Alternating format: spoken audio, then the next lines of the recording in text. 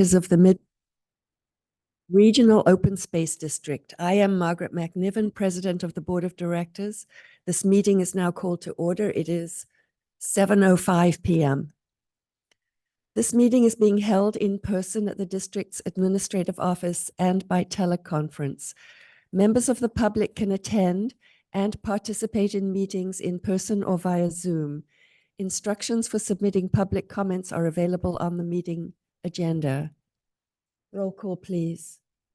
Director Gleason. Here. Director Christine Tucker. Here. Director Riffle. Here. President McNiven. Here. Director Holman. Here. Director Kishimoto. Here. Director Sear. Present. Thank you. The board has just met in closed session at 6 o'clock this evening and no reportable action was taken. All right, are there any comments from members of the public on matters within the jurisdiction of the district but not on the agenda tonight? President McNiven, I do not have any virtual or in person. Thank you. All right, may I have a motion to adopt the agenda, please? So moved. Second. Thank you. A roll call vote, please. Director Gleason. Yes. Director Christine Tucker. Yes. Director Riffle. Yes. President McNiven. Yes. Director Holman. Yes. Director Kishimoto. Here. Yes. Yes. Director Sear. Yes. Thank you. Motion passes 7-0. Well, our first item today is introduction of new staff. Brandon.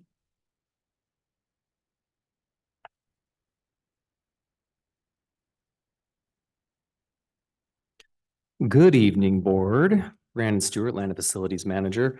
I know I say this a lot because we are a growing department, but this is my most favorite time to come up and present to you is when I introduce new staff. So tonight, I would like to announce that Marcus Middleton has recently been hired as a newly approved open space technician and will become part of the resource management crew at Foothills Field Office. Marcus grew up in the United Kingdom where his studies included geography, forestry, and American studies, where he gained a foundation in hydrology, geomorphology, and plant biology. In Colorado, he continued his education in horticulture, landscape management, and master gardening before moving west, where he majored in park management at West Valley College and developed skills in wildland fire suppression, park maintenance, and power saws. In addition, Marcus gained outdoor skills, including wilderness medicine navigation and skills necessary for environmentally sensitive backcountry traveling. Marcus is certified as a community forester, master gardener, and certified in CPR with the Red Cross. In 2021, he joined Midpen as a seasonal open space technician and returned again in the 2022-23 season and worked diligently as a member of the maintenance team to ensure the trails and preserves were clear of brush and trees, repairing fences and restrooms, and ensured restrooms were safe and clean. He was a valuable member of the team that created new snowy plover habitat by transporting and distributing oyster shells in the marshland at Stephen Creek Shoreline Nature Study Area. Marcus also has volunteered as a community forester in Denver with the nonprofit Park People and in Palo Alto with the nonprofit Canopy to improve urban forests. Marcus states, "My multidisciplinary background, love of the outdoors, and enjoyment of teamwork makes this job especially appealing to me. As an environmentalist, the mission of Midpen to expand and actively preserve a green belt for the present and future benefit of wildlife, the public, and our climate is a legacy that I want to be a part of." Marcus's hobbies and past experiences include movie production, rock climbing, and playing on soccer teams. Please join me in welcoming Marcus to the district.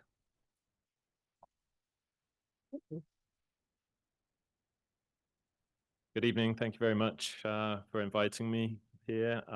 It's a real honor to be part of this new natural resources crew at Foothill, where I've been previously as a seasonal, and we're already full into the swing of things with the vegetation management projects at Sierra Azul and Rancho San Antonio. So thank you. Have a good night. Well, welcome. Welcome back.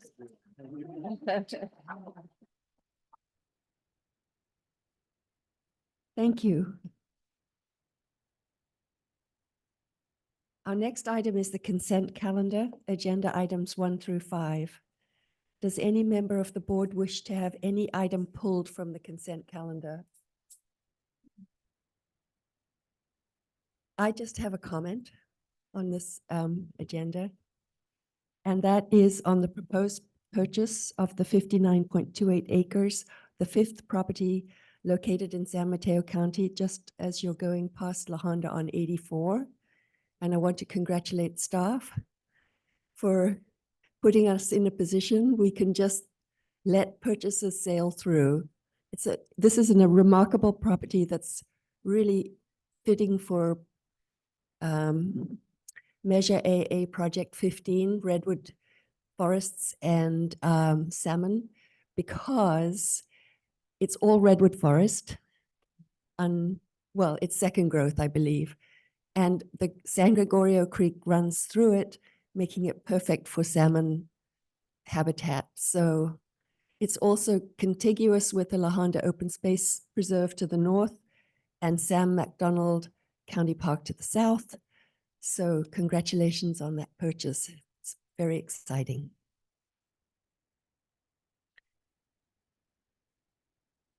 All right. Do we have any public comment on this item? We do not have any. Thank you. So can we take a Move vote? approval of Yes, the consent calendar or the agenda. Sorry. Second. vote, roll Wait, call. not, I'm sorry. Contempt calendar? Yes, you know what I mean. Are we okay to take roll call? I mean, vote. Thank you.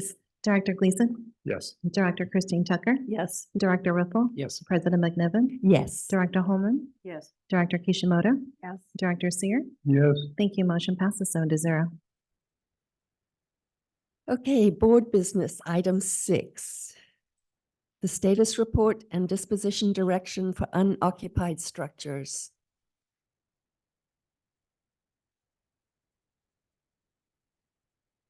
Good evening, Board. Ryan Malone, Assistant General Manager, filling in for the General Manager today. So I'm going to talk about structures disposition tonight.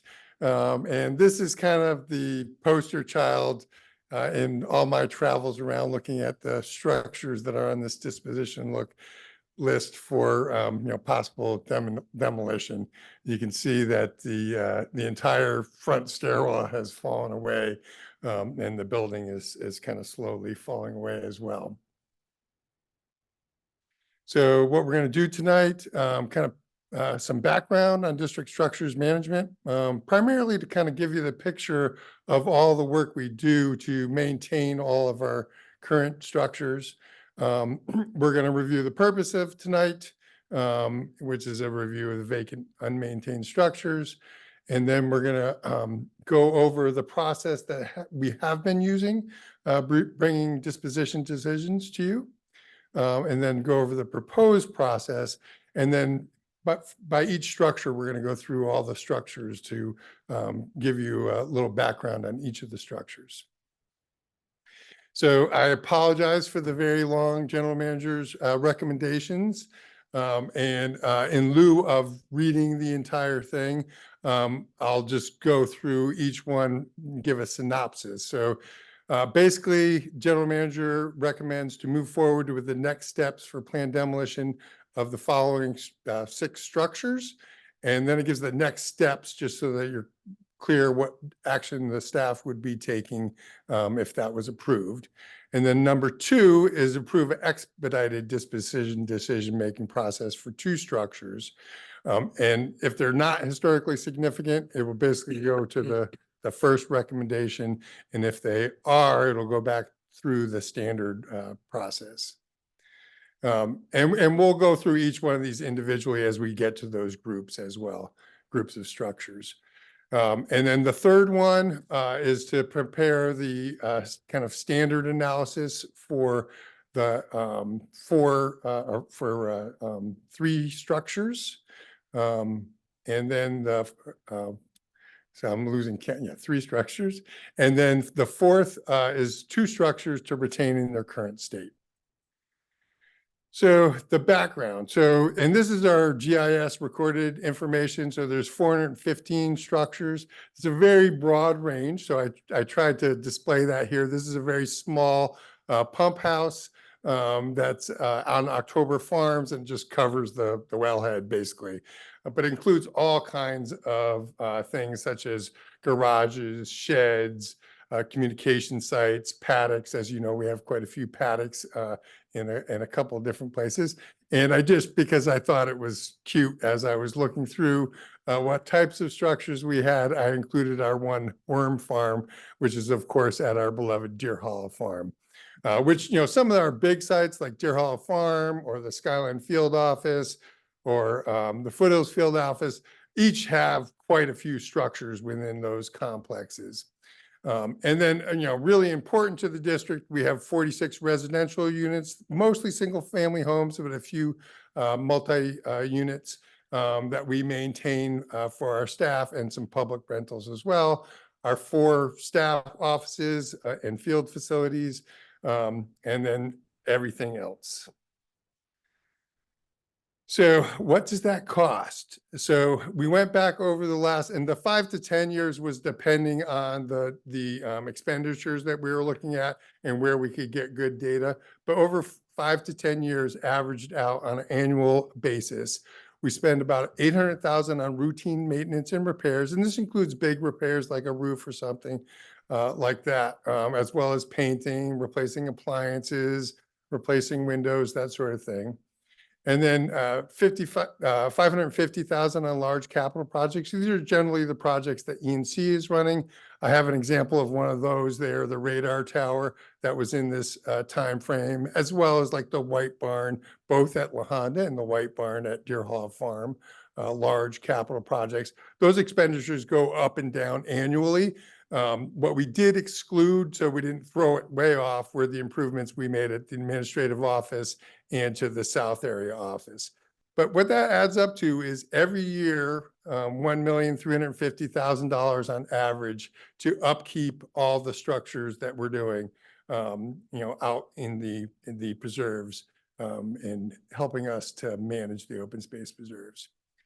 So why are we here?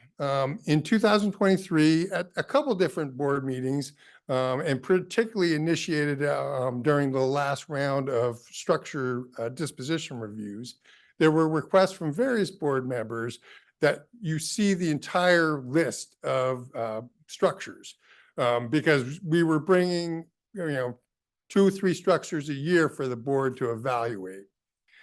And so I started putting together that list that E&C carries and looking at what structures to bring to the board, and had some internal meetings. And we decided we might as well take this opportunity, if we're looking at all these structures, to get board direction on what process you want us to use for determining the eventual outcome or disposition of all those structures. So basically, we're looking at here which structures should proceed towards demolition. That's the first 2 general managers' recommendations. And then which structures should be further evaluated and which ones should be retained in their current state. And I'll go through the disposition options a little bit when we go through all 4 of them, but retained in the current state is basically no improvements, just keeping it as is. So here's the current process, and I hope that shows up on your screen better. No, you can't see the arrows at all. There is an arrow that runs through there, but you can see the progression anyways. So this is the current process. So staff selects 2 or 3 structures to do an in-depth analysis.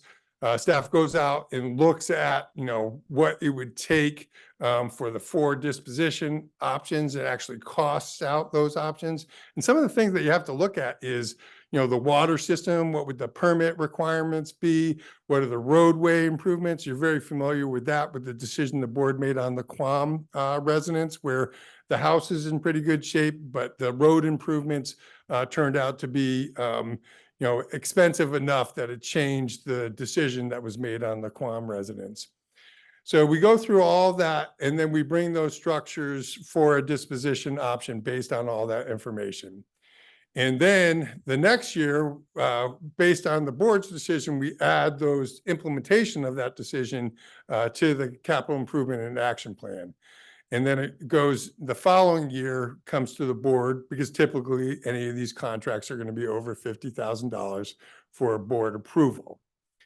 And then, to go through the 4 disposition options that we've been using, as I mentioned, retaining current state, that basically is limited to maybe some cleanup and site security, like securing open windows or things like that. The recent example of that was the Beatty House, where the board made the decision that we weren't going to make improvements to it, but we also weren't going to demolish it. We were just going to keep it in place.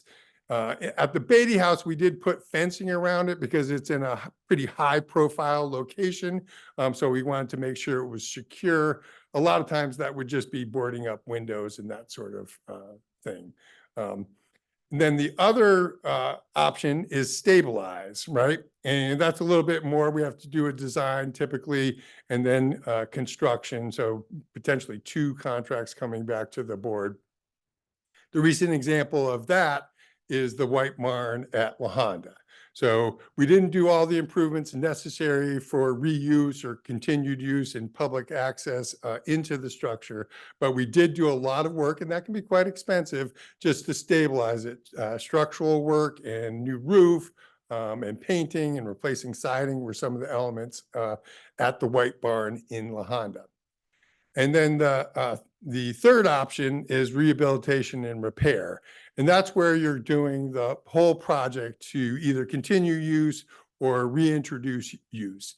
And the example of that is our other White Barn at Deer Hollow Farm in Rancho San Antonio, where that one we did the full permitting. We had to provide for ADA access and make sure it was a publicly accessible structure. And of course, that adds more expense as well. Particularly when you're talking about a historic structure and you're maintaining all those design criteria. And usually that's like a 3-step process. You have to do further assessment of what you need, design, and then construction. Now, all those 3 go into maintenance mode. And when you get that in-depth analysis, you'll typically see cost analysis of the initial design and construction, and then also annual maintenance cost. And that varies, right? For retaining current site, you're typically talking just going in and doing your annual fuel clearance, maybe, maintenance of the access road that gets there. For stabilize, you're talking, probably just checks to see if there's major damage or anything that would lead to damage in the structure that you would need to repair. And then something that's rehabilitation and repair kind of goes into our standard maintenance mode, which is most of our structures, all our houses and our offices. We're just regularly maintaining those. And that's the highest maintenance cost, of course, because then you're talking plumbing and electricity and all that sort of thing. Whereas you're not usually talking that when you're stabilizing or retaining in its current state. And then removal, of course, is the 4th option, and that's demolition and site cleanup. Usually not like a full restoration of the site, but regrading and seeding for erosion to make sure that it comes back and nature is kind of able to take its course on that site. And that typically doesn't require long-term maintenance beyond checking for invasive species and making sure that it doesn't become an area where invasive species can invade. And then what we're proposing is this much shorter one. So there doesn't have to be any staff decision on what structures to bring, because we're bringing all of them to you, all the ones that could require a board disposition decision. So it's going right to the board before any of that other stuff. We also haven't tonight done any of that in-depth analysis. So you won't see cost analysis for each of the structures and all the 4 options. And that's probably the biggest workload that we haven't taken on before coming to you tonight. I believe after we review all the structures, it'll be fairly clear or enough information for the board to make decisions on each structures, but that will be up for you to determine.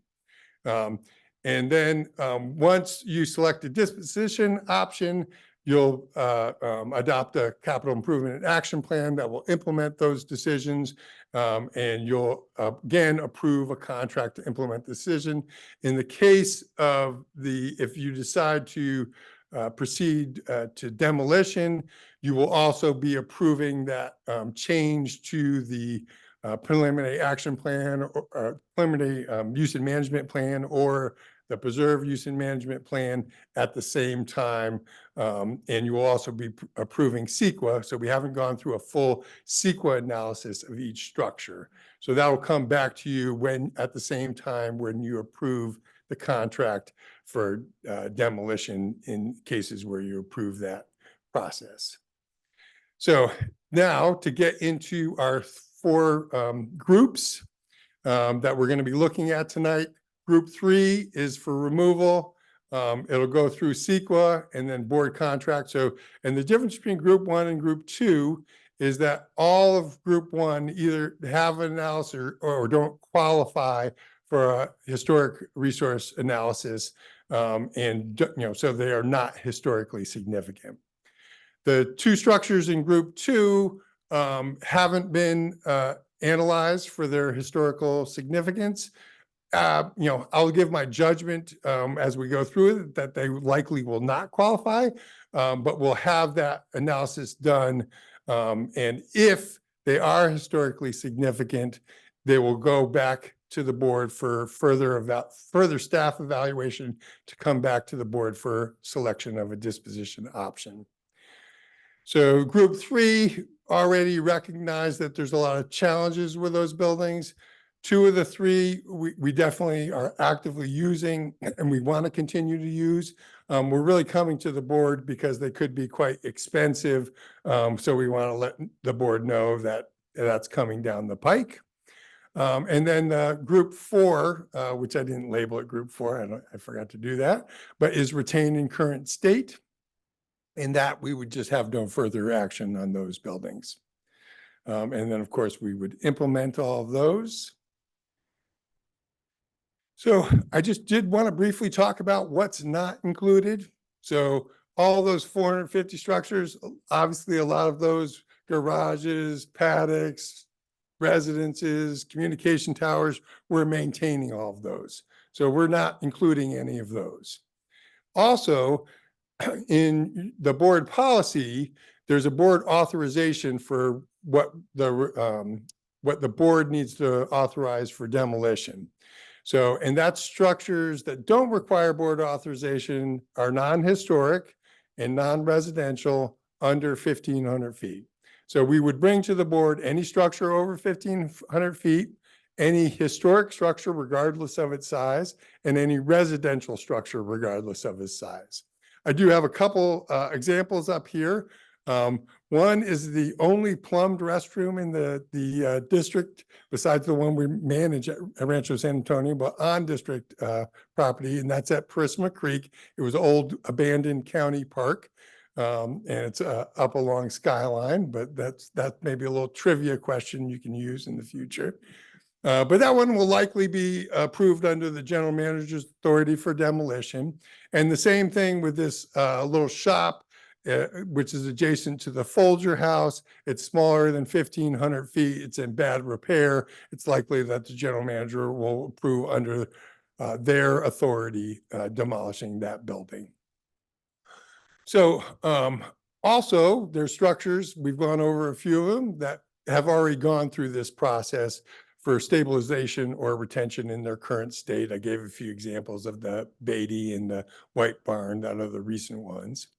There are also structures that really, have a disposition decision, but they're already on the proposed fiscal year 25 capital improvement and action plan. So you'll be seeing these. So if Coal Creek wasn't on the CAP, it would have been included in this list. It's going to require major new roof and structural repairs to keep it, but we have proposed that, and you did see it at the retreat as a proposed project. Same thing for Sears Ranch Road is not actually on the CAP, but staff is evaluating what it will take to repair that, and we'll probably come back in a future CAP for repair of the Sears Ranch Road barn. And then the Lone Madrone residence is a mobile home that will be is on the CAP for replacement. And of course, you're very familiar with these two big projects that have a lot of structures associated with them, the Hawthorne's Historic Complex and Bear Creek Stables. I didn't count them up, but with paddocks, Bear Creek Stables probably accounts for, probably 80 structures just on its own that the district has. All right, then these are the ones that you've already approved for demolition. And coming up in June or July, the Paul Cabin, the Conley Cabin, Rapley Barn, and Quam property. And then at the time of acquisition, these structures were approved, but they haven't been high priority because they're relatively remote. They're not subject to trespass or vandalism. So these will be coming in a future year with a demolition contract, but the board, you have already approved the Apple Orchard House and the Tenias Ranch House for demolition. So that's not what's not included, which is most of our structures and certainly most of what we're actively managing and maintaining. Now here's a little map or covering a big area. I have it broken down into 3 areas of the district. This is the north one and shows all the structures that we're looking at tonight. It does map all of the structures in the district. So those little black dots are all structures. You'll see some of the areas like Skyline Ridge and Rancho San Antonio, the field offices have a ton of little dots there. That's representing all the small structures, or big and small structures in those areas. But you can see the layout, Lobitas Ag barn at the top there, October Farms large barn, and Gordon Ridge barn. And you also see throughout the report and this mapping, everything is color coded. So green is that group 1, and then yellow is the group 2, orange is the group 3, and kind of a gray color is the group 4. And it's kind of for your memory purposes, the way I was thinking of it, it was green light to proceed towards removal, yellow light, proceed with caution. We're going to do the historic resource evaluation. And then the orange, no, we're looking at all our options here. And in fact, with a couple of structures, we're really going to be concentrating on what we need to repair and improvements to continue to use them. And then that bluish gray color is the ones that are recommended for retain in current state. That's the group 4. So then here is the central. So you'll see here, GIS identifies each individual structure. So you'll see those ones where there's grouping. So Landre has 3 structures there. And then most of the other ones are individual structures, but there are a couple compounds, so to speak, like McCanny and Landre, that have several structures associated with them. And then we'll move down to the south area. So here we see McCanny with 3 structures there, and then the Meyer property with 3 structures there. And then the Allsburg barn is just a single barn. And then there again, you'll see the huge blob for Bear Creek representing all the structures associated with the stables. All right, so now I'm going to go into the individual groups. So I'll take a breather and see if there's any board questions about the process that we're going through. Director Riffle. Yeah, thanks, Brian. I know a lot of work went into getting this to this point, so, and I'm glad we're having this conversation. I'm just I guess a little bit confused. I just need a clarification. So of the 415 structures that we have, all of them are now categorized as either maintained or fitting into these, because I think one of the issues I think we were trying to solve is that we had structures that we were just letting sit and sometimes rot, and 10 years later, they just weren't we missed the opportunity. So to me, that was one of the reasons we really wanted to go after this thing. So that's kind of what's driving my question. Yeah. Are we solving that problem? And I'll say that that applies to specifically to the ones that require board authorization. I can't vouch for all the little ones, like how well a job we're doing maintaining, because we have done a good job of capturing them all in Right. GIS. So there likely are a shack or a shed or a garage Okay. here or there that needs repair and we're not talking about tonight. Okay. But I'm pretty confident about all the ones that meet that board authorization criteria. That's the purpose of tonight, is to bring them all to you. Okay. Yep. Okay, just to confirm then, so hopefully if we do this right, should be no surprises that, oh gosh, I had no idea we had this place that's been Correct. sitting unused. Yeah. So, And, okay. and that's why you'll see the ones in the category of further analysis. They were not even on the E&C list for potential disposition. But in looking at all our structures in the district, we knew that there was going to be big decisions coming for those structures, even though we felt that likely the desired alternative would be to keep them in use. Got it. I've got a quick follow-on question. for if I it. may. Okay, thanks. So that's kind of the, if you will, the inventory. Mhm. Now I'm wondering about, so as we buy new properties, do we kind of automatically then, all the structures that are on that, automatically we go through this process and therefore they're classified? Just so we don't get into problems again? Yeah, so I would say, yes, we will be attempting to do that.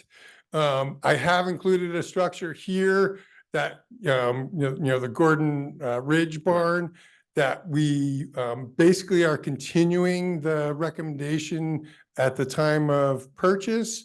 But it likely will need some major repairs Yeah. in the not too distant future. So I think we will try to be clear about, one, what decision the board is making at the time of acquisition. Good. Sometimes there isn't enough information, though, so that decision may be deferred in the preliminary use and management plan. Mhm. But certainly, we will be trying not to add to that deferred list Right. and make decisions as we come to them. So buildings, and, we've made incredible progress. 10 years ago, that list was like 45 structures long. And I've added to this list, so it's a little bit longer, but that list that we were working off of, that was about 45 structures long, had been whittled down to about 10 structures. So you guys have been going through and making appropriate decisions on the disposition. We've been implementing them. So we are whittling that down. We're kind of close to the end game. Even with the established process, we'd probably be to the end of that list in about 5 years. Okay, good. All right, thank you. Okay. Did you have a Director Holman? Yeah, thank you for bringing this forward. I have, along the same lines a little bit as Director Riffle had. So help me understand, so like of the 415 buildings that Midpen owns, some of those are occupied. So is the 415, remember, I don't remember capturing this, if this, are those 415 unoccupied? Yeah, so All the, structures? it's this, and I was trying to express what a broad range of it is. So, and if we think of it as broadly as occupied, like a communications site is occupied because it's being used, a paddock is being used, a shed might be just minimally used for storage. So I wouldn't say necessarily all of them are in use, but yes, in general, most of those structures are in use and being maintained. Certainly all of our residences, certainly our designated historic structures, either being actively maintained or being maintained per the board disposition decision. What would be really helpful to this board member is if we had a list of, here's the 415, and I imagine you guys have done this. Here's a list of the 415. Here's the number or the list of the ones that are occupied, maybe not a list, but the number that are occupied or inhabited by human beings or used as rental property, however you want to categorize them. it'd be really good to understand the whole list. Because even though we're trying to take care of some structures in this manner to make some progress, call it progress, it still doesn't give me a whole picture of where we are. And I know at least some of us, I don't know how many, have had a meeting with some of the staff who've done historic analysis on some of the buildings that we have and have an historic inventory list. So all of those things kind of come together to me. So this feels like a snapshot rather than the big picture. That's what it feels like to me. Yeah, and I would say, I mean, so the reason that the residences are called out here, because that's our primary, what we're actively managing and maintaining. Residences, field offices, and associated structures. So that's our primary workload of actively managed structures. So that's why I called out the 4 offices and 46 residential units. The other stuff is ancillary structures like sheds and paddocks and garages and that sort of thing. So I'm just not comfortable vouching for every single 415 structure out there, but we are actively maintaining all those houses and offices, day-to-day operations, and you can see the money the district is investing in them. And I don't expect you to be able to stand there and say, Yeah. like, well, but what I'm saying is it would be really good to have that more global picture of what the status is, because you all have done the evaluation. So it's just like, bring it to the board so we can, have that full picture would be my preference. Then a question on, where is it? It's let's see. It's in the staff report and in one of your slides both. It's like retain in current state. Does that mean maintain in current state or retain in current state? No, so that is retaining current state with no maintenance. So, and I used the example earlier, but Beatty is the one that the board has decided to use this disposition option. I think you'll see some structures that we have retained in their current state, but there hasn't been a formal decision by the board to do that. And that is not to do any maintenance. So no new roof, no new paint. Like I mentioned with Beatty, it's just a fence for security, but it wouldn't always require that or entail that. That is the option of, we are not actively going to demolish it, but we're not going to do any maintenance or repair. And then the middle option is that stabilize.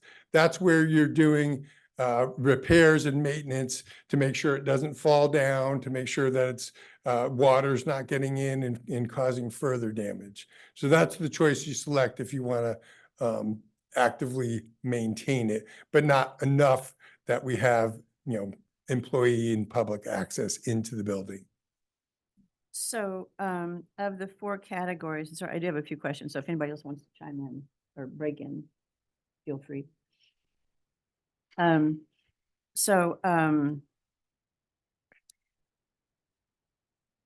It seems to me like just, retain in current state means it's going to rot in place, most likely. So, yeah, so any building subject to the natural environment over time will degrade without maintenance. So that decision is to keep the building without doing anything, and it will degrade over time. Well, Are I just had a thought on this particular topic. Is that okay? If it's all right with Director of course it Holman. is. Of course Yes. Yes, go okay, for it. thank you. So it might be that it is kind of a limbo state. I mean, we think it's it's kind of, it does have value. We don't want to be the ones responsible for tearing it down.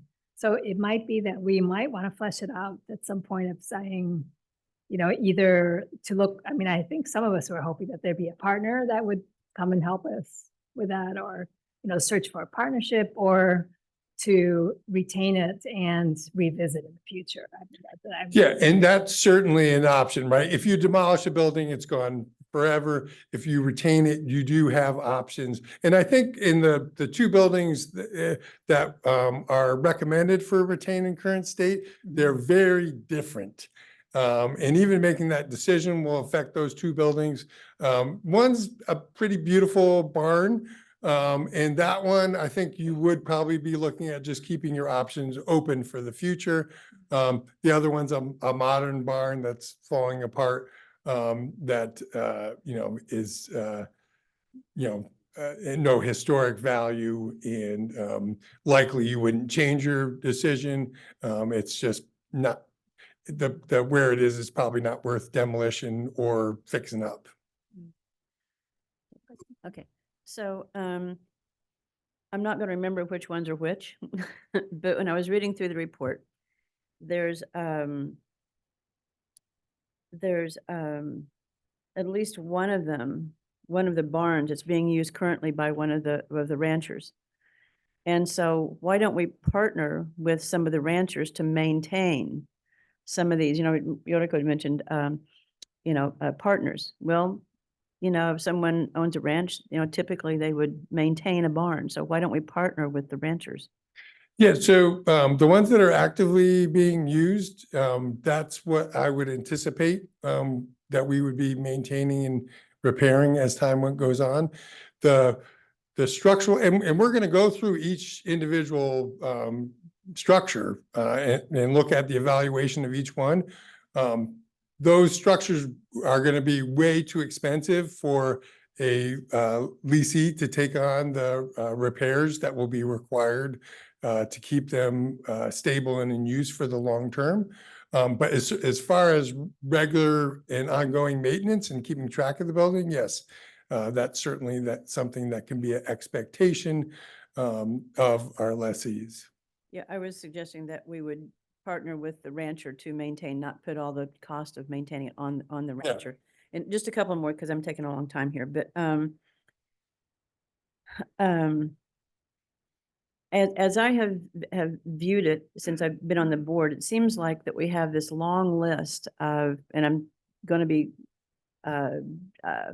complete in this statement, and it may or may not be accurate, but it seems like we have an approach that is, we have 415 buildings that are on a disposition list. You know, what's going to happen to them? And I've said this before, it's like, I'm troubled by that because disposition means elimination. So, and if you look up what the prefix DIS means, it means disconnect, lose, waste. You know, it means get rid of. And so it seems, I think it may be a carry forward from an earlier attitude of Midpen. That's like, it's a building, get the heck rid of it. And I don't think that's where we are these days. I appreciate very much that staff has adopted a more proactive way to evaluate buildings, as Director Riffle mentioned, is like when we buy property, you know, evaluate the buildings and such. But that term I have difficulties with, and then some of these categories I have difficulties with too. And I can just, so- to go to the term, so the list that we had been maintaining were structures that we felt were probably the best decision was demolition. And we didn't want to say structures list for demolition out of respect for the board making that decision. And the board has in fact made several, various decisions in those 4 disposition options. So that's why we chose, instead of calling it the demolition list, we called it disposition. And in the meaning of disposition, to choose a disposition option, certainly no, foreshadowing in that word. You will see most of the ones on this list have been evaluated and recommended for demolition. So that is the structures that we're bringing to you, because the other ones we either put on the capital improvement action plan for repairs or we're actively maintaining. Yeah, my point is, Yeah. my point is that the decision, there's a recommendation from the staff, which sometimes comes before or after analysis, and that's gotten very much better since I've been on the board. But it still has been like awaiting disposition instruction. So it's like, it sounds like it's awaiting, you know, when or how we're going to demolish this. So that's, I don't need to speak to Yep. it anymore. Anyway, I'm going to stop there, but I'll have more later. Thank you. Director Kirsten Tucker. Yes, thank you. Okay, I'm going to try another angle because I think I understand where we're at, but it kind of goes to what Director Holman and Director Ripple were asking. I see all these black dots on the maps. And the ones that we're going to be looking at this evening.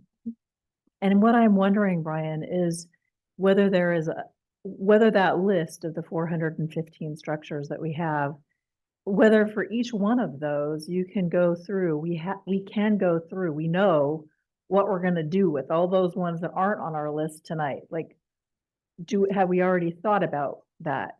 Or are there some that we're still waiting to think about? So you may have already answered this, but I'm still trying to understand. Yeah, so yes, for all the ones that are over 1,500 feet residential and historic, we have looked at them and there is already a disposition option. Either they're on the CAP or they're in this report for you to make a decision. Okay. Yep. So the work to go out and view each individual chicken coop, little shed, well cover, that was beyond, taking that on. For the request that we heard from the board was, we want to see all the structures that we might make a disposition decision on. So that was a pretty clean cut to say, if this is the board authorization level, we'll make sure all those structures, and that I can vouch for, have all been reviewed through the GIS system to look at those. And, something unexpected damage could come out that, we weren't aware of, and you might get a building that comes to you with major repairs. But that is what I'm attempting to do tonight, is to bring all of those structures for your review all at once. Okay, so after this evening, there's no more hanging chads, no more bits and pieces that we need to be thinking about. Correct. And that's why I did mention some of the ones that are not in there. Yeah. Because you've either made a disposition decision or they're already in the process for the capital improvement action plan. Right, thank you. Director Gleason. Yeah, I wanted to follow up on the question of partnerships, and there are places like Hawthorne's where we're actively seeking partnerships.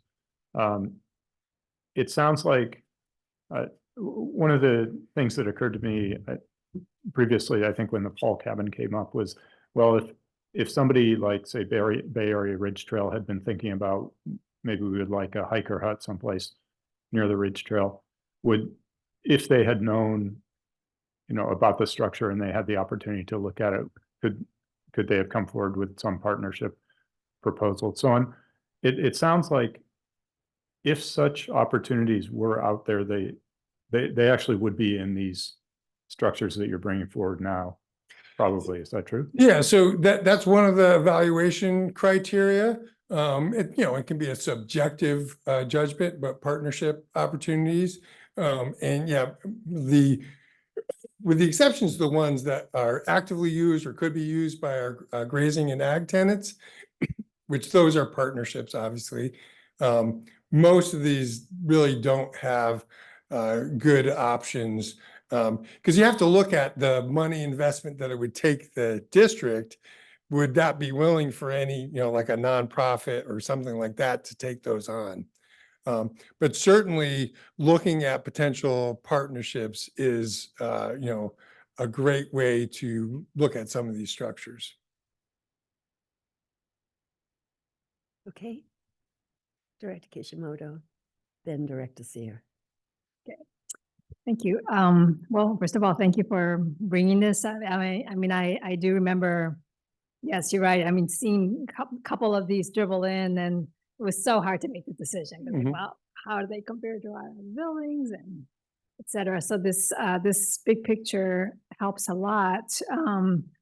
So So, but I guess it does call the question of, you know, just basically cumulative impact, right? So, I mean, are we down to the last 5 barns on the coast, or you know, how many barns are worth preserving, even if they're not, you know, used for agriculture? I mean, so maybe, you know, maybe none. It's just maybe that's the change. That's the change. So, I mean, that's the kind of question I think that the board has to ask itself. And then this also helps in terms of, so comparing us to the whole region, so kind of a landscape level, what is this going to do to, you know, the quality of the landscape? I mean, if all the buildings disappear, the nature probably rejoices, but you know, what does it do to the quality of the experience and the trails? So so I Yeah, and certainly tried to reflect that in the analysis. So you'll see all the coastal barns pretty much are saying that like adds to the rural character and fits in with the feel of a ranching property. So those are the certainly what we're you know, one of the evaluation criteria we're looking at. yeah. And I guess we don't do an environmental analysis on this whole 415. Is that right? I mean, it's No, but so there will be a environmental analysis brought to the board for approval at the same time as the disposition option if you selected you know, 1 or 2 structures that you select in option 1 or 2. Yeah. So there will be a CEQA analysis on the at least barn building by building. yes, yeah. Yeah. Yeah. Also, there is a question in my mind whether we should look at the overall cumulative impact, but I mean, that is something that is always considered when you do a CEQA analysis. Is there a cumulative impact? Yeah. Yeah, that's true. That's Yeah. one section. Yep. Yes. And then just a couple other ones just to pick up on topics that have been raised before. I guess one is, so there's a retain and stabilize options, but so for example, so one of the issues is how well do we kind of maintain the buildings we have? And so is there like a maintenance standard that's given to staff on, like, if this is on the stabilize option, you know, if, you know, the window is open a little, you know, doesn't quite close. I mean, is it worth? So it depends. Yeah. So when we've done an investment, so another example of the stabilized option is Bear Creek Alma College, right? And we have 2 nice historic structures there. But again, the board decided it wasn't worth the investment to do them for reuse. There was earthquake issues there with being able to, you would have to have done huge improvements for earthquake rehabilitation. So with those structures, we did develop a maintenance plan for inspection and that sort of thing. So if we invest a lot in a structure, we will typically develop an inspection plan to go along with that. Is there a standard plan? You know, and this is something I can tell you looking at all these barns that are in this report, that even like categorizing it as fair, poor, good condition, you look at all these old barns, if it was your house, you would say it was poor condition, right? So then you have to start like, well, is it structurally stable even if the siding is deteriorating? Those types of things. So no, there is not a standard for kind of those, you know, in between structures.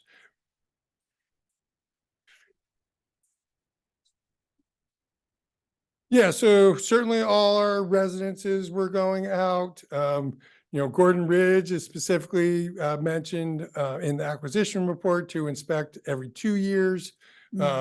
And we are doing site visits to all these properties. But a lot of these barns we have not been, you know, actively maintaining. And that's been their condition for 10, 20, 30 years before district acquisition. Yeah. Okay. Well, so photos are taken. Yeah. Okay. Okay. And then my last question or comment has to do with this whole, because you wanted feedback kind of on this decision-making process. And so, for example, we could request that, that, kind of the concept of partnerships be introduced into, like either the retain or the stabilize, or, I mean, because that, yeah, we don't, it's not included. So it is one of the evaluation criteria, but it is not direction necessarily in any of these disposition options to look at partnership opportunities. Evaluation criteria, which where, So, and I'm going to go over and grab my notes for each structure. okay, It's D. D. It's partnership opportunities / cooperation. So in each of the factors to consider the structure. oh, what page? is it? So it's for each of these items that we're being asked to evaluate this evening. There's a list of factors to consider, right? And D, Oh, I see. Yeah, so, and Oh, I'll yeah, use yeah. this as a segue to introduce attachment 2. Mhm. So basically what we're going to be going through in a presentation form is attachment 2, which you have in a written form. And the board policy factors to consider for structures disposition is board approved policies. That's just kind of a general criteria. Compatible with open space character of the site, compatibility with open space character of the site, historic and educational value, partnership opportunities and cooperation,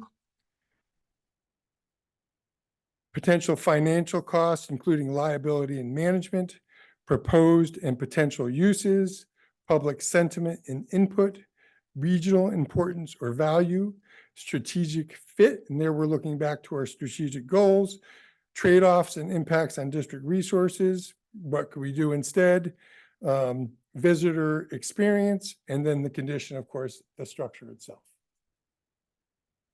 Yep.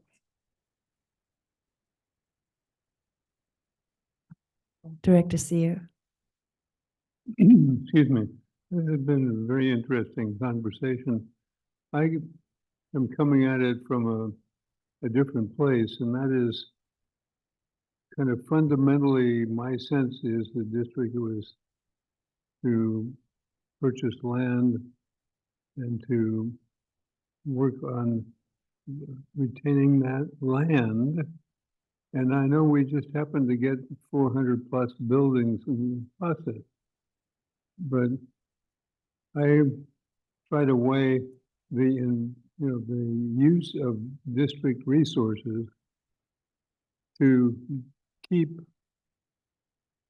400 structures. Now I know we're not going to keep them all. That's not worth the time and energy. I think the evaluation that has been presented in terms of the, check this box, check that box. I think that is extremely valuable, and a rational, structured approach that would be replicated with each of the buildings we're primarily concerned with. Some of them, in terms of the smaller ones, the ones that are don't meet kind of the standard that the floor that you'd set for taking a look at them. That's a different equation. At any rate, I think I'm impressed with the effort that went in just for this presentation. You're only looking at a handful of buildings. We got the same problem all over the map as it was shown. And I'm concerned that we don't sort of slip over the edge and get so focused on structures that we lose track of some of the other things that we all agree the district really does need to spend its efforts on. So that's all. Director Kirsten Tucker. Brian, I'm not sure if now is the time you'd like to have some input on these factors to consider for structures. is it So- now? So I mean, that is not a board discussion item, so we couldn't change any of this. It's a board policy, right? So we would have to announce to the public that we are considering changes to the factors considered. So as far as these evaluations, it's going off the existing board policy. Certainly staff can take direction on potential changes, but I would like to remind you that the meat of this presentation is to get through the individual structures. So I would like to get to that point so that you have the information you need to make the decisions. And of course, I'll be highlighting some of the factors to consider as we go through each structure. So I understand that. There was something that kind of in keeping with Director Kishimoto's earlier comments. When I think about regional importance or value, I think there may be differences between the coast side and the bay side, particularly when it comes to barns and the degree to which those barns reflect the agricultural nature of the coast side. And I'm wondering how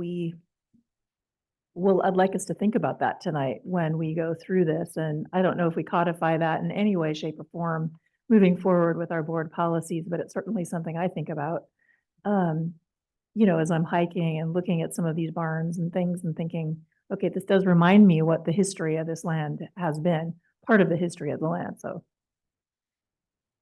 maybe that doesn't require an amendment to board policy, but So, hope we think about and it I tonight. think I'll touch on it in the barns that we're talking about. I guess I'll jump ahead just to say October Farms, the barn is in such terrible condition. My first inclination was to put it into group 2 because it does need a historic evaluation.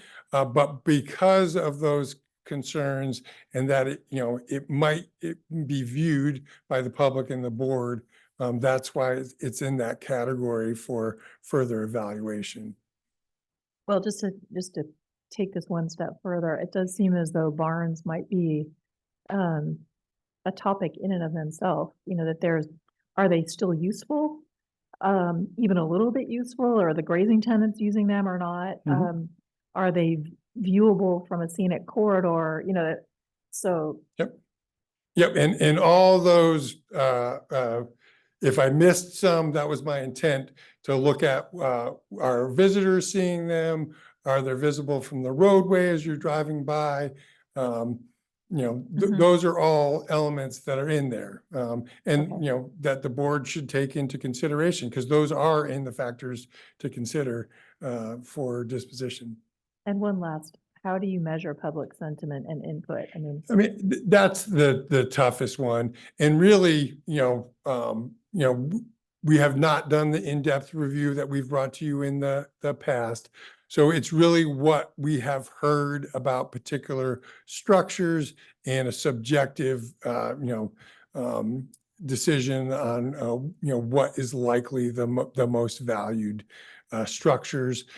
Certainly, for ones like, the Lobitas Ag Barn, Gordon Ridge Barn, there's definitely public sentiment attached, and that's noted.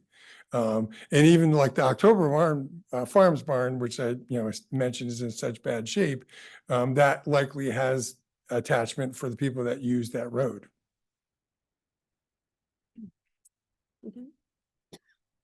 Director Holman. I think you raise a good question, Doctor. I just elevated you to doctor as opposed to director.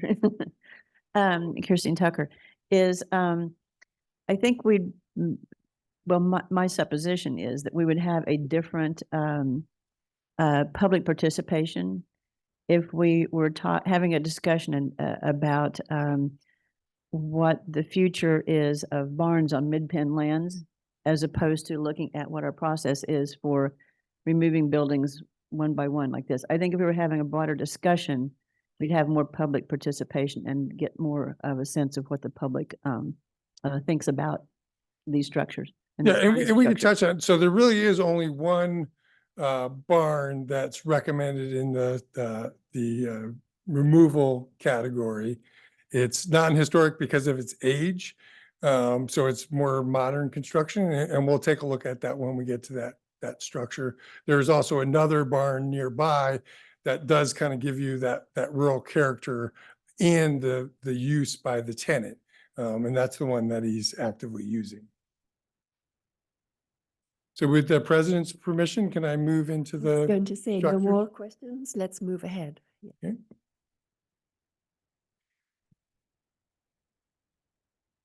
All right, so our first site is McCanny. So this is at the end of Twin Creeks. It's in Sierra Azul Preserve. The other project that you may be familiar with was that Twin Creeks cabin restoration that the district did. And that was right at the junction with Hicks Road and Alamedas. And this is at the very far end of the public road, and then another 3/4 mile on a dirt road. So when we purchased the property, the family in the purchase agreement, they kept the ability to rent or lease the property, and they kept a caretaker, and it was a 10-year lease. They were the money that they had to put to have a caretaker stay there to keep up the property became not worth it to them, so they left. The district looked at what it would take to do the improvements and put someone in there, and decided that it wasn't worth it at that point. That was not a formal board decision. So the property has been sitting there since. It's 3 structures. The house, and this is from the historic evaluation report, which it was deemed not historically significant. And they actually went by style. They placed it in the 70s construction. And so probably built around 1970s, and then from some of the building materials, the garage and the shop building, probably late 70s, 80s. And they're in terrible shape. You see the front walkway going into the house and the degradation on the paneling. One of the really interesting things about this house is it's built over a creek, which obviously causes some problems for upkeep and maintenance. Probably was really nice and picturesque for the folks that lived there. And you can see it is a picturesque spot. And the other, like a lot of the buildings you're going to hear about today, no electrical service. So it all ran on generators. So you would have to go a power source from scratch. You would have to redevelop a potable water system, and really do major renovations on the building. And then the bridge coming in is a rail car bridge. The rail car looks in decent shape, but one of the side wings to the approach of the bridge is totally undermined, and that would likely need repair. If it had an engineer's evaluation, it could mean a bridge replacement, which would be, vehicle bridges run in the $500,000 range just by themselves. So here's some more pictures. So you can see there's lots of interior rot in the house. Hopefully it's not as dark on your screens there, so you can see the under the house creek there. And you can see there's some more modern structural piers, but then there are also just structural piers that are on river rocks. So that likely the structure would have to be totally redone. The garage and the shop are in better shape, I would say fair shape. But really what you're talking about for usefulness for this is as a residential use. So you'd be looking at major renovation of the building. So that's the McCanny House. Are there any questions on the McCanny House? I just have one procedural question here. Do you want us to vote on each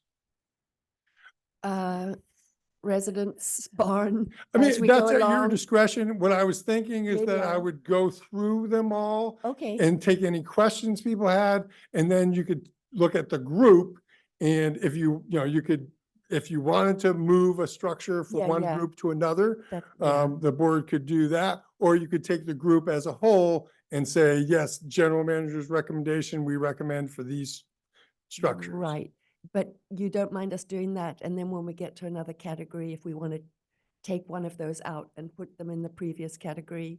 I Correct. mean, This it's- is entirely a board discretion what the fine. decisions are. Okay. We obviously, in preparing this, the recommendations, we're trying to think Yeah. about what the board's interest and strategic goals are to put them in different categories. I think the barns really play into that a lot, where you actually see them, listed. Can I ask my colleagues? if- Might I make a Yes. suggestion, Madam Please. Chair? And that is that maybe Brian could like flip through and ask, rather than making a presentation on each one, ask if there are questions on each one, assuming that we've read the board report, have done our study.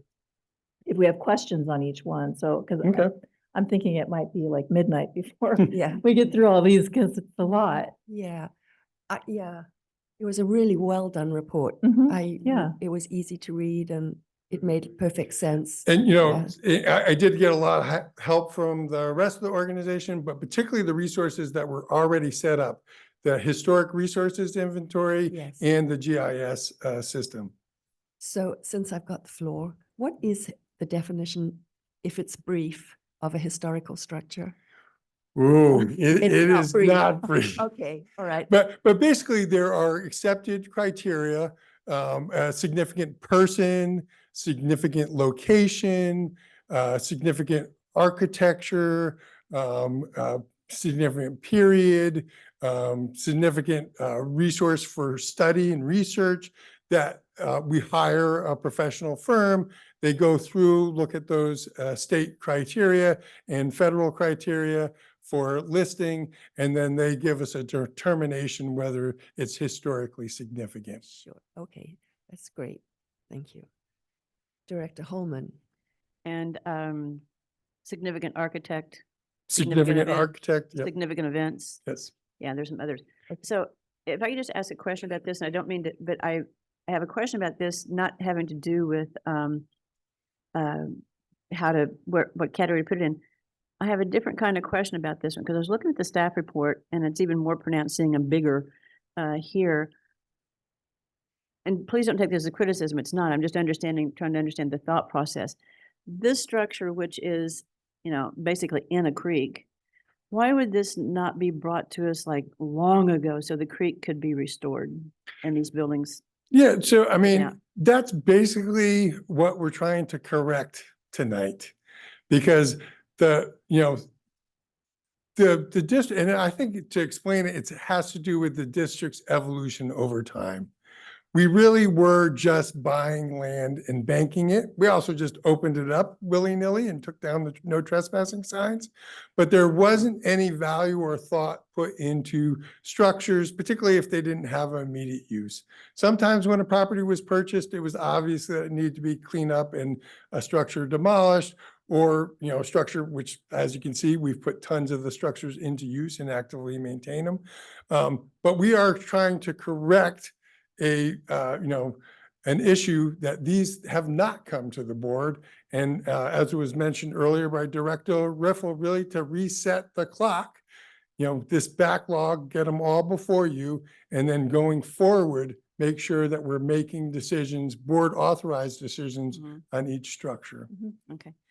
Thank you for that. Yeah. And I appreciate that. And just quickly to go back to our president's question about what's historic, the criteria was basically identified, but then it's what Midpen uses is then based on that evaluation, are any of these structures, properties, it's really properties, structures, eligible for the California or National Register? Mhm. And then that's the threshold, Mhm. if that's helpful. It is, thank you.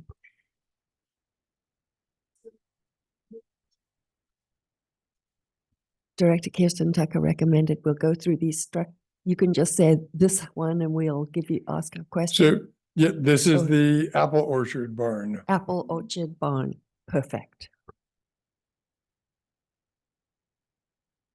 These are the first group. This is the first group. So these are, and the very brief general manager recommendation is repeated as the first bullet for each. So this is recommendation for removal. Thank you. Is it visible? Did it say? So yeah, so this is not visible from any vantage point. And this, it used to be accessible by a vehicle, but that was because the previous owner graded through a major steelhead and coho stream every year to re-put the road in. We immediately stopped doing that. So there is no vehicle access to this. It, again, would take, actually it's, it's a big creek at this location, probably more than $500,000 to develop a vehicle bridge, because you're also talking developing the road to get to wherever you have to put the footings. This is not used by the grazing tenant and not visible at all. The original board report said that it would be retained for possible use by the grazing tenant. Director Seer. Just looking at it in the description of its isolation, what's involved in terms of dismantling this structure? How do you get your tools in there? And Yep. So, and this site is probably a low priority for, like, say the board decided to add this to, and obviously you would want to do it at the same time. Apple Orchard House is already authorized. It's right next to this barn. And it would be difficult, right? So it is not a place where we're getting vandalism or trespass.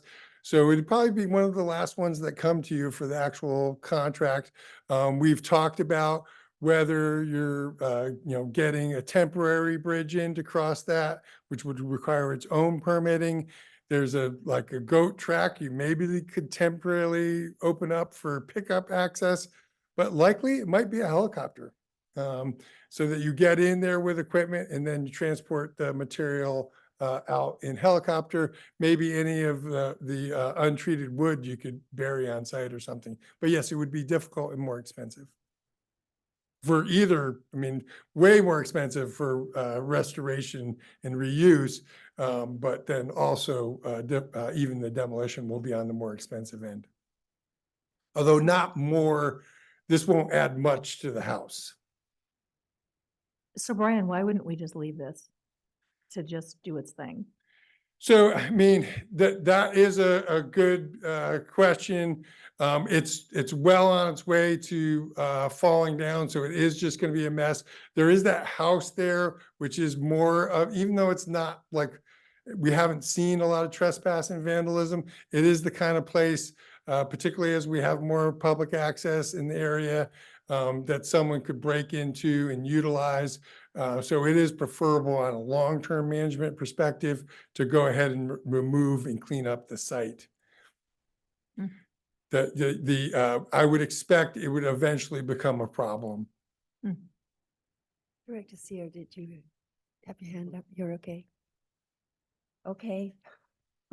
Quick question is like, so I don't recall approving the removal of the Apple Apple Orchard House. So I think that acquisition was before you were on the board, so it was approved at the time of the acquisition. So there are links in the board report that link back to the acquisition report that's in the preliminary use and management. Okay. But I do recall, and this was right when I first came on the board, there was like an apple barn. So was to be I believe we demolished, went out and it's looked at, I It may was have, different than this because it was red. so I'm not remembering a red barn. I do think I remember doing a tour where I showed you this barn and the Apple Orchard House. Now the Apple Orchard House is red. So that goes back to this earlier picture. Probably shouldn't spend too much time going backwards in this presentation. Yeah. I'm sorry. But let me see if I can get to that picture. That'll probably, so yeah, I didn't choose a great one, but if you imagine that red, that's your Apple Orchard House. Okay, yeah, it doesn't matter. It was a barn because we're using salvaged wood from it to do repair to another barn. So Oh, okay. that's what I was saying. Anyway,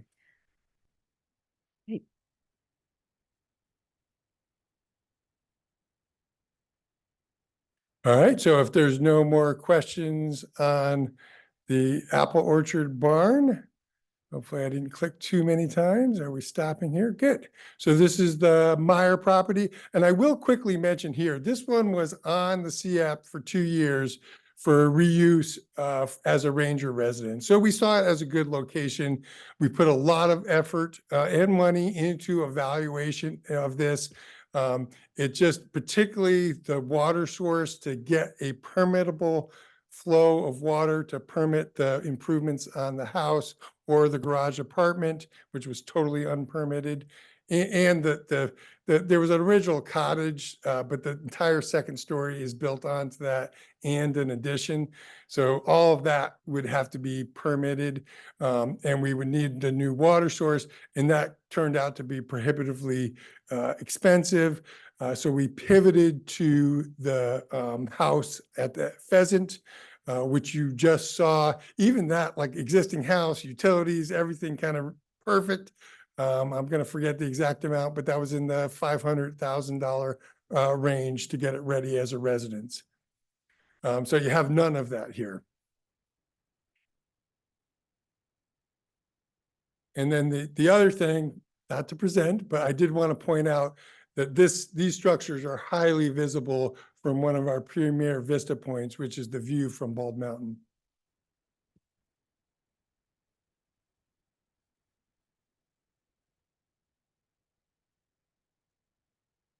They graded the top of that mountain, just chopped it off. It's amazing. Yep. Well, and you saw that at Mount Umina, right? We had our equipment operator, or actually now he's our area manager, Michael Gorman, rebuilt the top of Mount Umina because they bladed the whole thing down. Mhm. Right? May I move to the next structure? Mhm. So this is Toto Hay. So this one, it is called a barn. I wouldn't categorize it as a barn in the traditional sense. It is literally just a roof built on 2 storage containers. The storage containers themselves, I don't have any pictures of it, but the entire floors are rusted through. So this is all just junk. I've talked to the marketer, Eric Markard, who leases this site, and he's happy to have it gone. They do have a big barn next to their house that is actively used for their operation.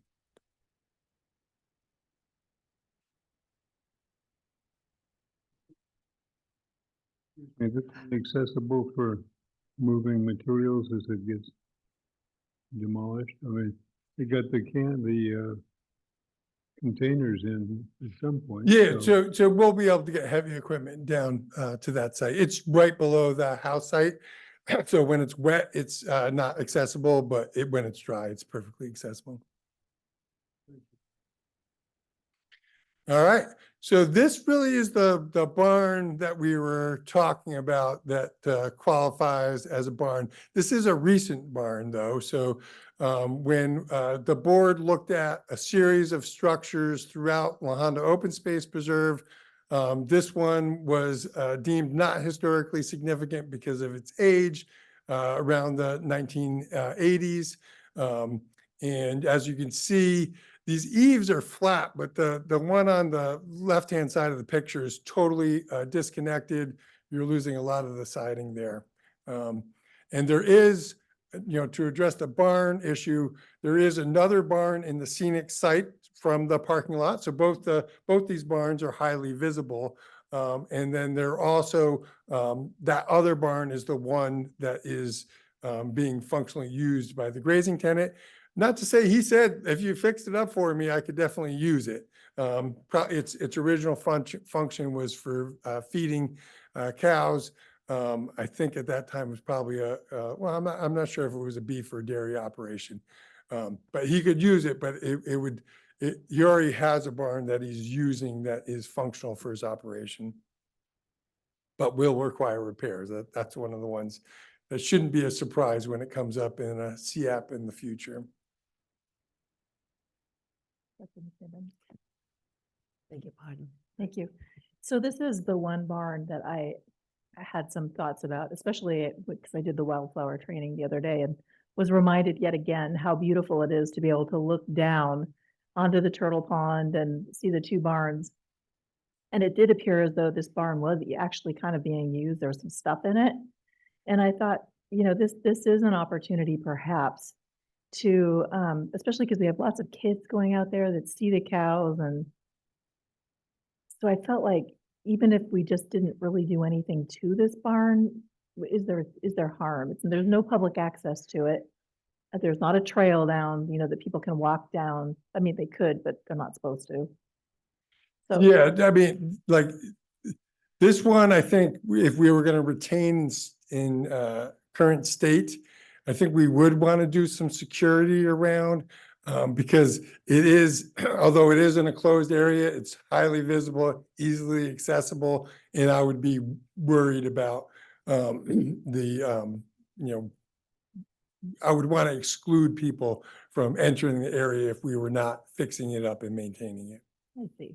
And the other barn, I forget, what are we doing with that one? So that one is one of the ones that I mentioned.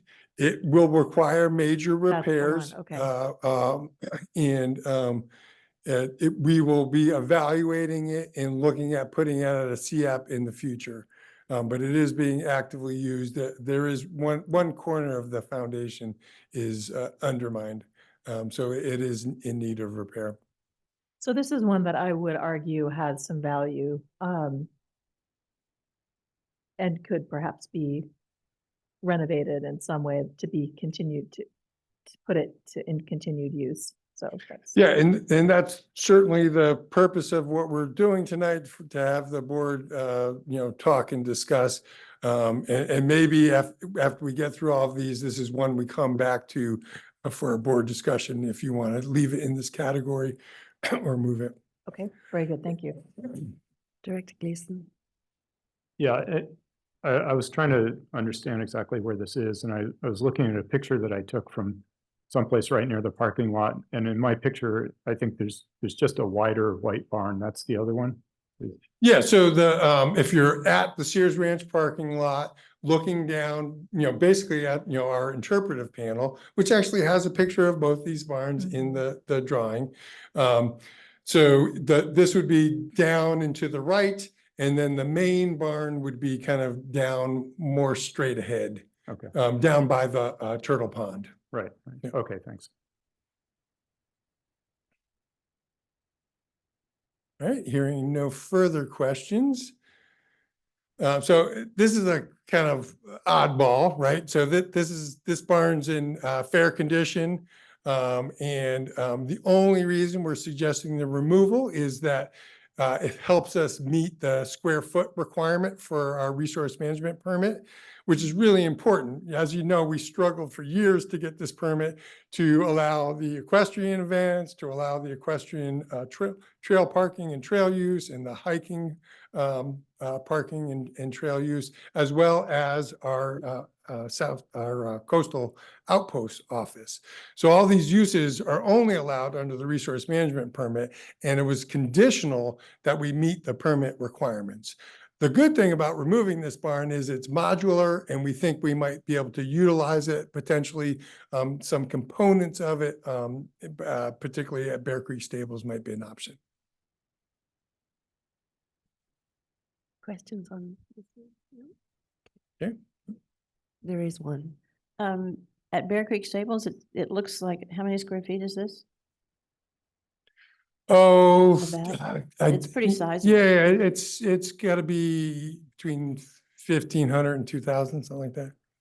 Okay, I was just trying to place it at Bear Creek Stables and. Yeah, so we wouldn't be putting this whole thing. The community has actually objected to the thought of having a large barn like this, but it is, so each of these, you can kind of see it at those metal brackets there. They're all just bolted together, so you can take them apart, and it's modular, and then it's just a matter of the metal sheeting is drilled into those, so you can take them apart and make smaller paddocks. You can make use of the materials. Mhm. We wouldn't be talking about taking it out and moving it all in one piece. It couldn't be used at one of the by one of the ranchers as I mean, it looks like it could be used for storage barn or something like that too. Yeah, so I mean, that would be another option. We would definitely be looking at reuse Although, if we're, looking at replacing the paddocks at Bear Creek Stables, this is the type of materials you make them out of. Yeah, But anyways, Yeah. it would just be that there's a potential reuse of the materials. yeah. Okay, thanks. All right, now we get to the second group, okay? So the only difference between these and the first group is that they haven't had a historic evaluation as of yet. All right, so this one, I hope a picture speaks 1,000 words. This is, and it is not the barn that's next to the residence, and it's not the pretty beautiful barn that we'll be looking at later on.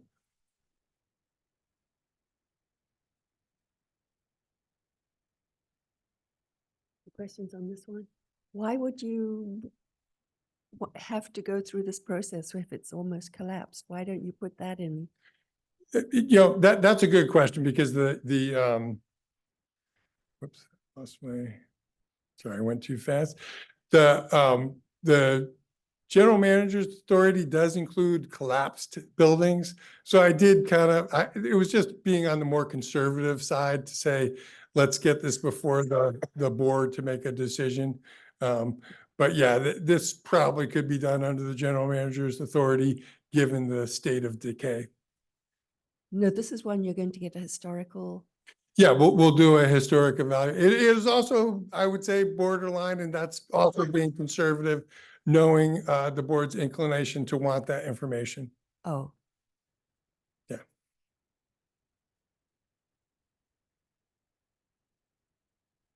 All right, so here's a pretty interesting property. So I will add a couple of things on this just to say, when we had this property, we tried to rent it out, and it's really that bullet core access, 2.5 mile dirt access road. And I apologize, because that vehicle bridge, I copied over from the other one and didn't remove it. There is no vehicle access bridge. However, there is a slide where the road is limited to about 8 feet that we would have to do major improvements to, that would cost on the range of a vehicle bridge. But there is no vehicle bridge required to access this property. Otherwise, we probably would have maintained and kept this property going and leased it. And this did come to the board and get acknowledgement that it didn't make sense to continue to try to keep this road open.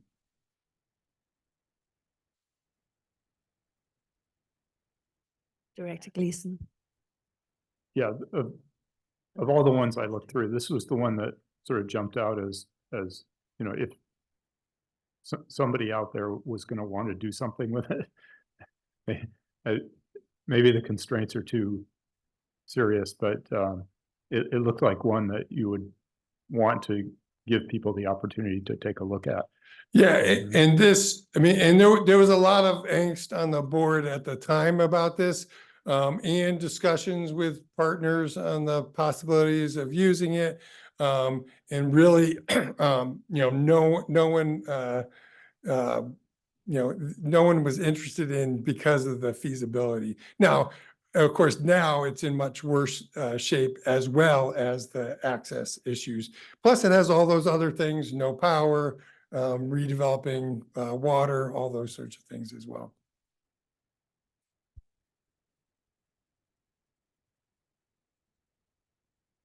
All right, moving on to the third group. Okay, this is where we get to some of our really cool barns.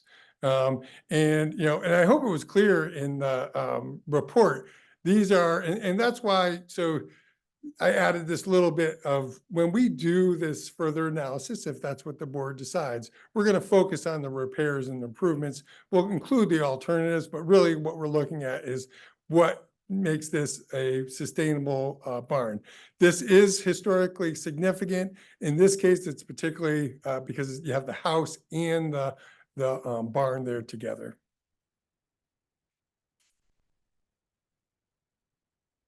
The backside, you see some of the siding repairs, but then you also see some structural issues with that left bottom corner picture and the right upper picture. Director Holman. So you said there's a house here too, Yes. but we don't have a photo of that. No, and that house has been repaired. We actually worked with Peninsula Open Space Trust under their ownership prior to the district ownership, and we repaired that under historic guidelines to be functional as the farmhouse.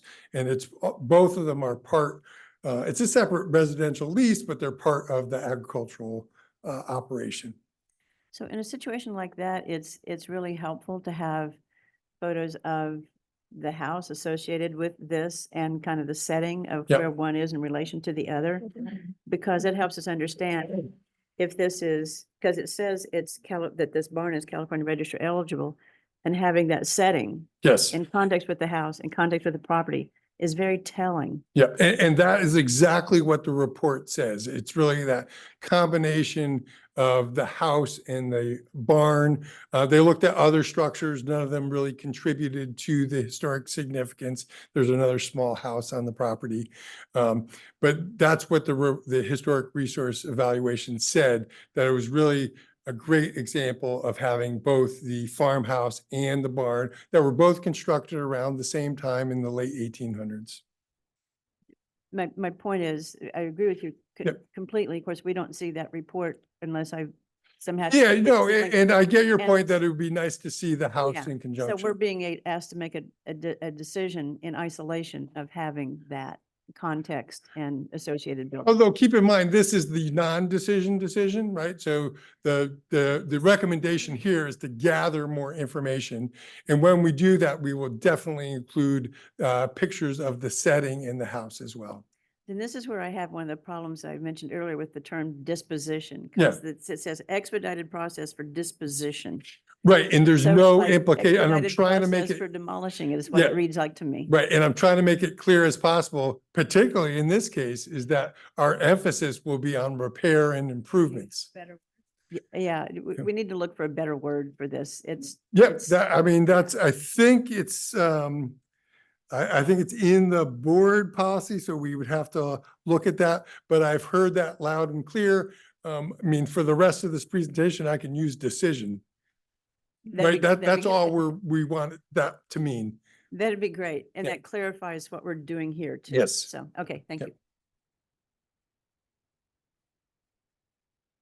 All right, so this is the kind of one of the tough ones. It's in terrible shape. It is, I would say, at risk of collapse. And this is the front. It's a little bit dark and shadow, but that is the road, the public road going right by.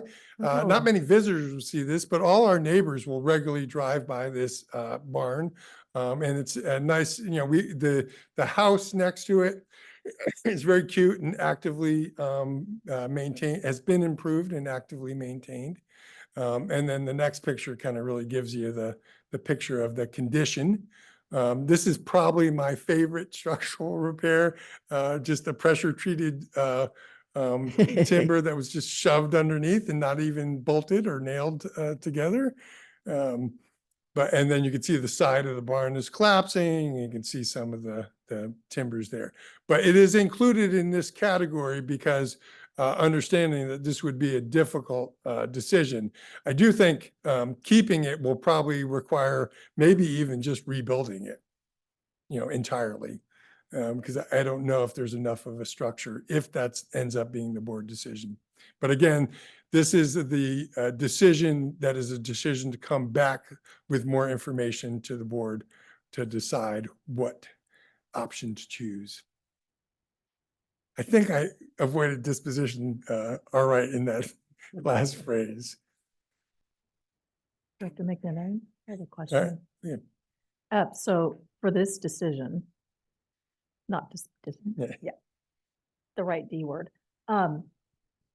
If we were to enhance or, you know, fix this barn, it would enhance the lease. It would make the property more desirable for someone to lease it for it. I'm sorry, I'm just, Not saying. So this right. could be used by a grazing tenant. It could- Yeah. Thank you. Yes. That's what I was trying to say. Yeah, and in this case, in the house rental is not the grazing tenant. That's just a private party that rents the house. But it would enhance the, Yes, yeah, so there's no other storage structures on the property. okay, great. Thank you. All right, so this is another historically significant barn. This was, looked at in the relatively recent acquisition, and the preliminary use and management plan was to inspect it every 2 years. It has a new roof, but as you can see, the siding is in kind of, beautiful rustic condition, but in the long term, it's going to need repairs to continue its use on the property. And this is another one. In this case, the house is not historically significant, but it does add to the character of the site. There's a nearby small house that's a ranger residence now that we are actively maintaining.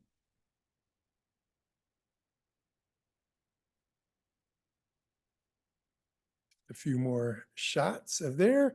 And it's a little dark, but in addition to seeing that some of the siding's missing, you probably can see on your screens that there's hay storage in there currently, so it is currently being used. All right, so this brings us to our last two structures, Allsburg Barn and the Big Dipper Ranch. And I won't present on these other than to say, to me, these retain in current state are actually, because of the two structures, very different decisions because of the two structures. So this is very scenic setting at the bottom of the Big Dipper property. This is the Madati farm. We don't know the age of this barn because there hasn't been a historic resource evaluation, but Madati did own the property in 1894. So this is likely an early barn. As you can see, some of the roofing is missing. Structurally, it's in pretty good shape. So this, we were talking earlier about the retaining current state. This is kind of the retain maybe for a future different decision. Possibly could be used by a grazing tenant, although it is remote. It would be more if they wanted to store stuff in this remote area of the property. And perhaps that could be a partnership with kind of minor maintenance of the building.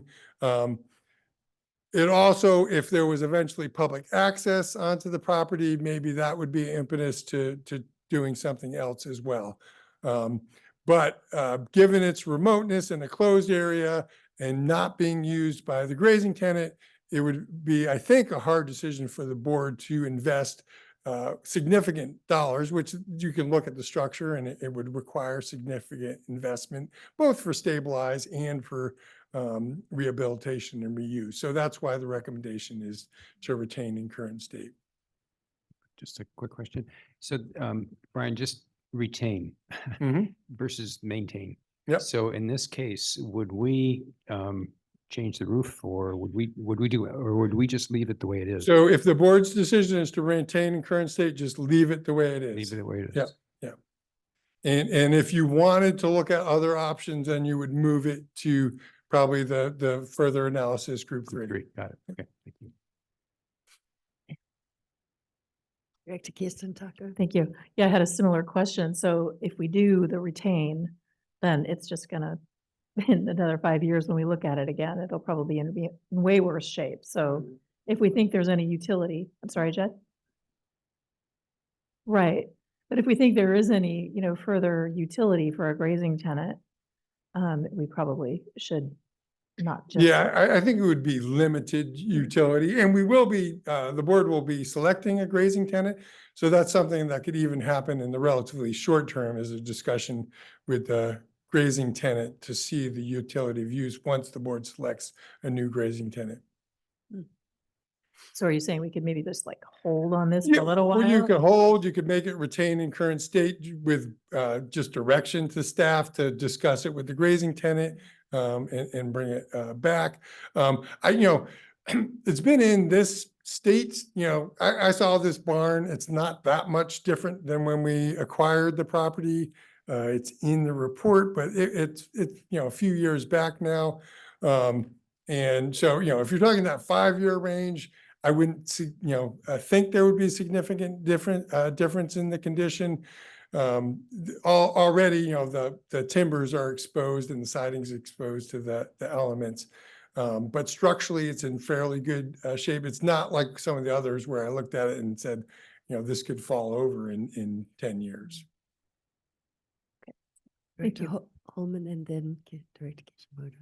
Yeah, this is one of those that, when I saw the pictures of this, and I'm kind of like, it's a really unusual looking barn. Yeah. And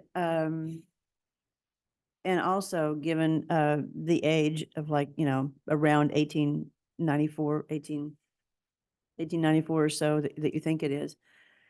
It goes to the question that Director Kishimoto asked earlier. It's like, what about the rarity of this, which would be a part of the evaluation? So are we eliminating, if we just let this stay and rot in place, are we allowing to be eliminated by demolition by neglect, one of the last of this kind of barns of this vintage? And that's a question we need to answer, I think, or need to have answers for. Yeah, no, and I, this was not one of the structures that was on the decision list. And it was one that looking at all of our structures over 1,500 square feet, that I was like, okay, this is going to be a decision where the board's either going to have to make a huge investment. Unlikely, I certainly wouldn't want to demolish it, given the nature of the structure. So, yeah, this is definitely one for board consideration and discussion. Director Kishimoto. Yes, okay, so yeah, so if we do want it to move it from retain to stabilize, then we have to move it to group category 3. Is that what you said? Yeah, so yeah, I would say, and then, we would get you the information, like, to make it's gonna cost, $500,000 to stabilize, Right.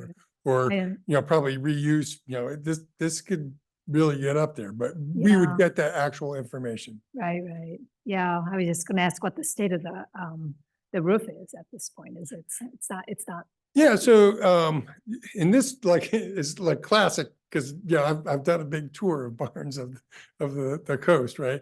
So they are almost all losing those overhang because the wind gets under it and blows it out. The light you see coming in on both sides, that's actually designed, that's open. So the main part of the barn, the roofing is in relatively good shape, although let me go back to the distance picture because you can see, okay, here. So you see that black is not a shadow.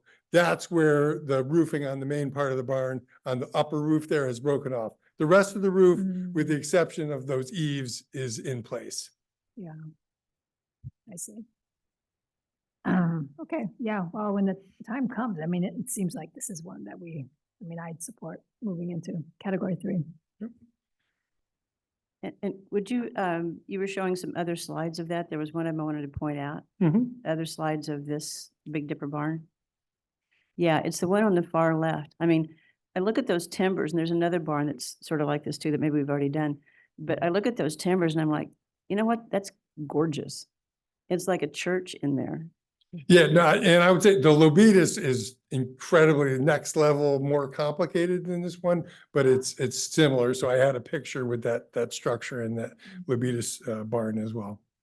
Although I would say that's like 3 times the level of structural complexity. All right. Director, yes, Director. Yes, so thank you. I know I have not seen this barn, so I'm not exactly sure where it is. But I know parts of the Big Dipper, that whole area are fairly remote anyway. So the question is, given that this is a fairly remote barn, would that be of usefulness to a potential grazing tenant? Yeah, so I think it would be of limited usefulness. So Can you get hay typically, in and out? yeah, so typically, we don't maintain it for vehicle access, but you could drive an ATV all the way down to it. Matter of fact, as I was hiking out, there was ATV tracks all the way, and I was like, oh, maybe I should have taken an ATV.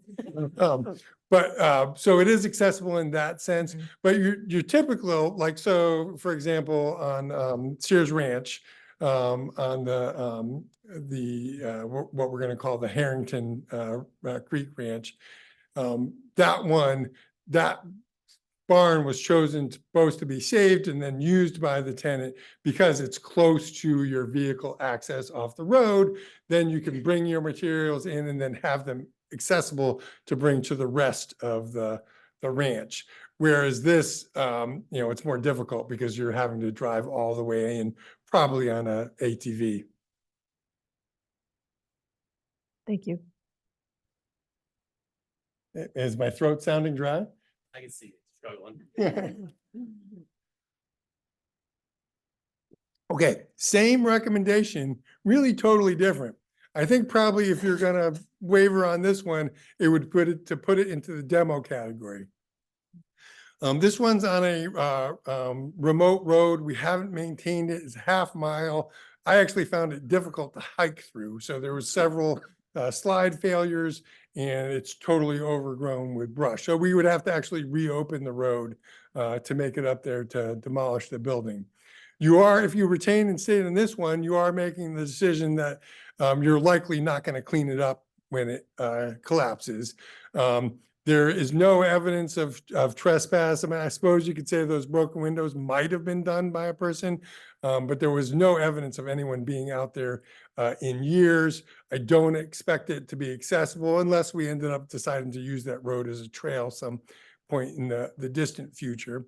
It is in good shape. So this is a modern barn. So unlike most of the other barns we've seen tonight, you can see that foundation that's poured concrete. It has a sill. There's bolts drilled into it, kind of typical earthquake safety, bolted into the foundation. So it's a solid foundation. However, because the siding's falling off and some of the roofing, you are starting to see some rot. Eventually, the foundation timbers will rot and it'll fall over, but I wouldn't expect that to happen for 20 years or so.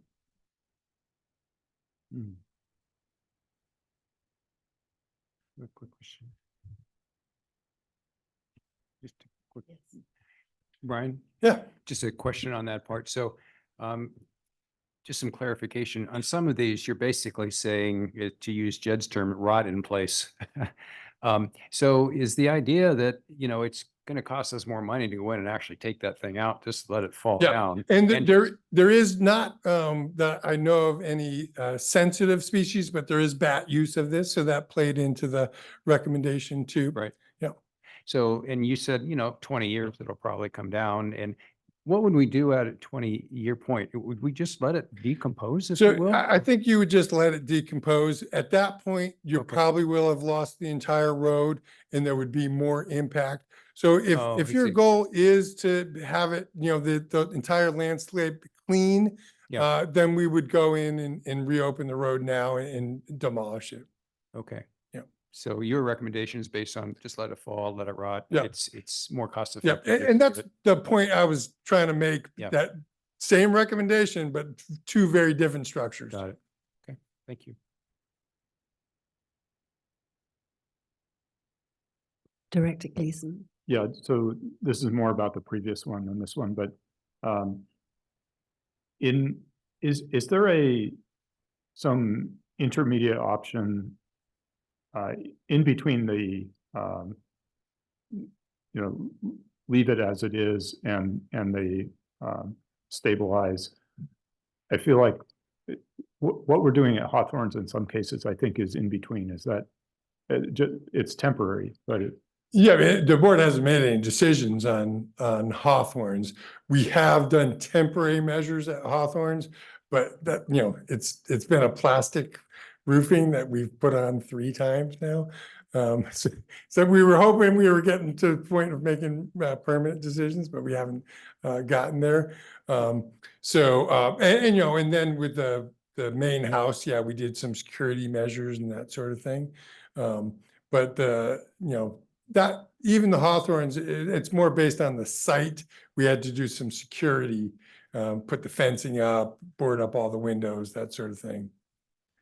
I'm just wondering if there's a case where we're not sure yet So if it has a long-term use, but we think it might, and we don't really want the rot in place, but we don't want to, go to one of the bigger options yet. yeah, so I'm just presenting our standard disposition options. The board can decide to do whatever you want with any particular building. Yes, you could give us, obviously, we would want to see what it would take to, like, say if you said you wanted us to repair the roofing, that would probably be the minimal thing. Still probably pretty expensive. You'd have to get a major crane down there and deliver all that stuff. So we'd want to get some sort of rough estimate and come back to the board.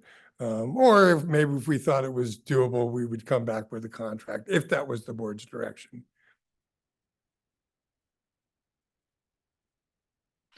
That's all the structures. Only 400 to go.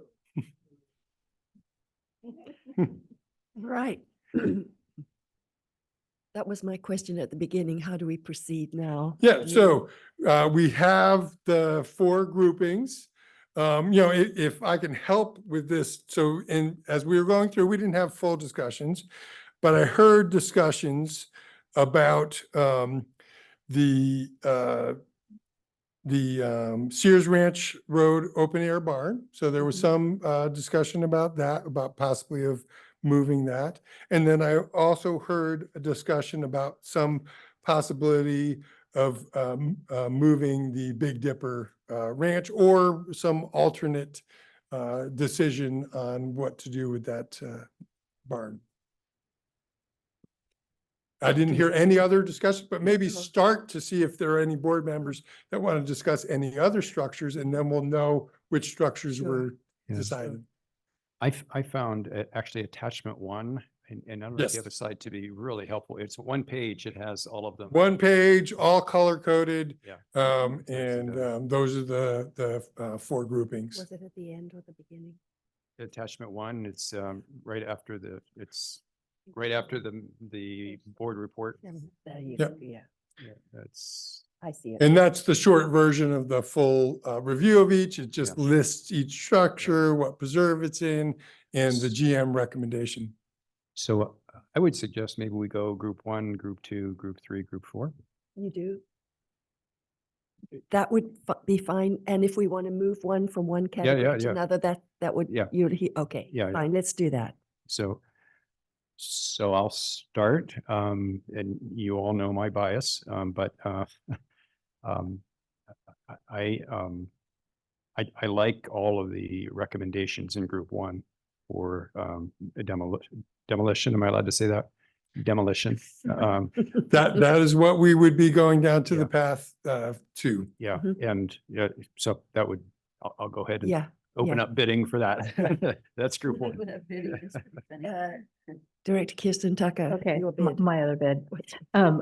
I like group 1, except for the Sears Ranch Road open air barn, Right. which I think, I would like to see either retained as is, or whatever we call that. Remind me again, Brian? Retaining current state Retaining current state or Either that. stabilize. or stabilize. I'd like to see it be used. Which group would we put it in if we were to, If you want more discussion, I think it would be group 3. Sounds like you're showing. Okay. Right, yeah, I think so, group 3. I think, I mean, I'm just, I don't think, I mean, I'd prefer not to see it just fall down. I'd like to see it be used. Group 3, group 3, I think, yeah. but I'm good with everything else in Okay. group 1. Going once? Yeah. Yeah, so I mean, we could do, before you vote on your recommendation, we could do a show of hands for those that would like to keep Sears Ranch Road open air barn in group 1. I'm okay with, I mean, So raise your hand so that we can know how to form the general manager's recommendation. Or if you want more discussion. I think what yours, board, oh, you want more discussion? On moving something from group 1 to group 3? Well, I guess the question is this, are we talking about, like the motion was to accept the general manager's recommendation for all of group 1, except that what Director Kirsten Tucker has said Mhm. is move Sears Ranch Road open air barn to group 3. So my questions, I have 2 quick questions, is the board comfortable with, Zoe had also mentioned leaving the apple orchard barn there to, in place to decay. That's what my notes said. But then Bryant said it could create an issue because of where it is or something of that nature. Yeah, and that we would be also to be demolishing the apple orchard barn. So that would be your efficient opportunity to remove that barn as well. You mean? Oh, you mean the we're house, yeah. already approved to remove the house, and then we would remove the barn Okay, at the okay, same all right. time if approved by the board. So Zoe, you're good with saying where it is? Okay. So Zoe, would you like to make a motion on group 1? I think, sorry, I think, Karen, did you have another? And then a question about, for the board, I guess, is the board interested at all in how the event center Cowborn might be reused or relocated? Is that something that would come to us separately, or is the staff just going to like do that, or? So what I would think is that we would get removed and just go into our inventory of materials, and staff would look at its reuse. So Unless we received other board direction. so it couldn't be moved in like sections, so like a section of it could be moved intact to some other site for So reuse? probably for transport, we would dismantle it into its parts. Okay. And then if there wasn't an immediate place where it could be reused, it would be stored. Maybe at one of our other barns, like Coal Creek Barn, where we store all our other interesting old Okay. items. All right. So the motion is, you made a motion to. put I this will make intact a and motion. I then- have not yet. We don't have a motion on. the We don't have a floor. Oh, I motion thought yet. you made a motion. No. No, I okay, all asked right. For a motion. Okay. Didn't get one. Oh, all right. Well, Zoe, do you want to make the motion? since you Certainly. had the I'll make a exception? motion to approve the general manager's recommendation 1 with the following exception, that the Sears Ranch Road open air barn be moved to group 3. Second. Any public comment? We do not have any public comment. All right. Can we take a vote? Maria? Yes. Director Gleason, Yes. Director Christine Tucker, Yes. Director Riffle, Yes. President McNiven, Yes. Director Holman, Yes. Director Kishimoto, Director Seer. Yeah, Thank you. Motion passes 7-0. All right. Okay. Number 2.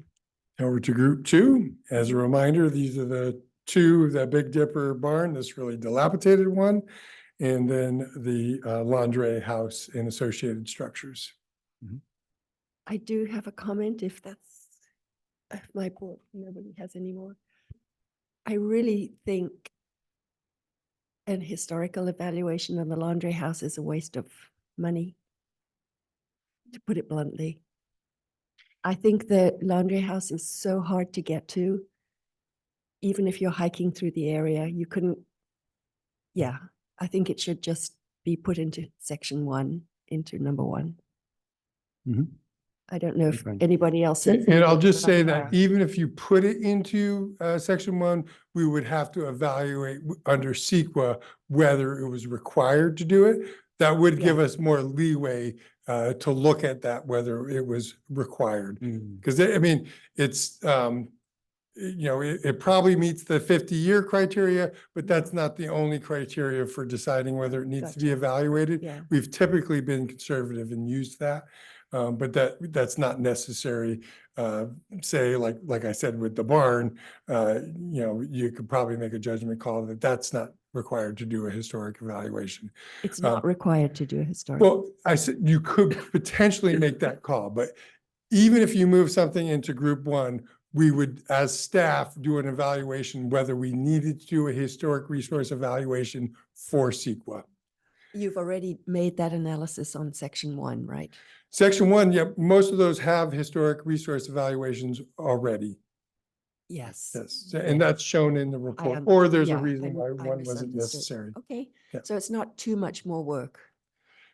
So I mean, so it's an expenditure. I think those are running about 25,000. Landre might be more. I don't know if anyone ballpark figure on a historic resource evaluation. I just had one done for 7,000. Yeah. Yeah, but I was like Landre is probably much more complicated. I don't know. Yeah. They have to get there. Yeah, yeah. So maybe less than what I was saying. All right, well, let's just do that. Okay.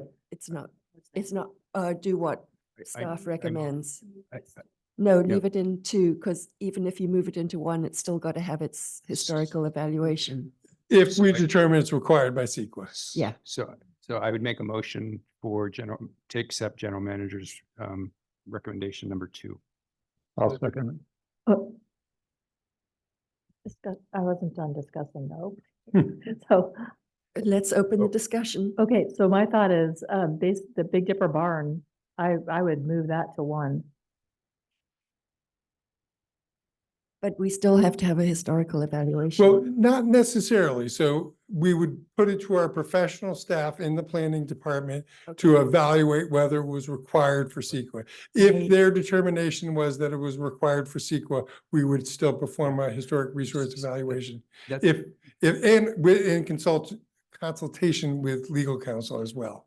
Because we always consult with legal counsel on CEQA So evaluation. those were the 2 structures that you felt needed a little more legal work done before you moved them into They category all 1. require CEQA, so we'll have to do things like bat surveys, that sort of thing, before we demolish. But these 2 did not have a historic resource evaluation, whereas the other ones did. Do we mind? It's sequence The- required.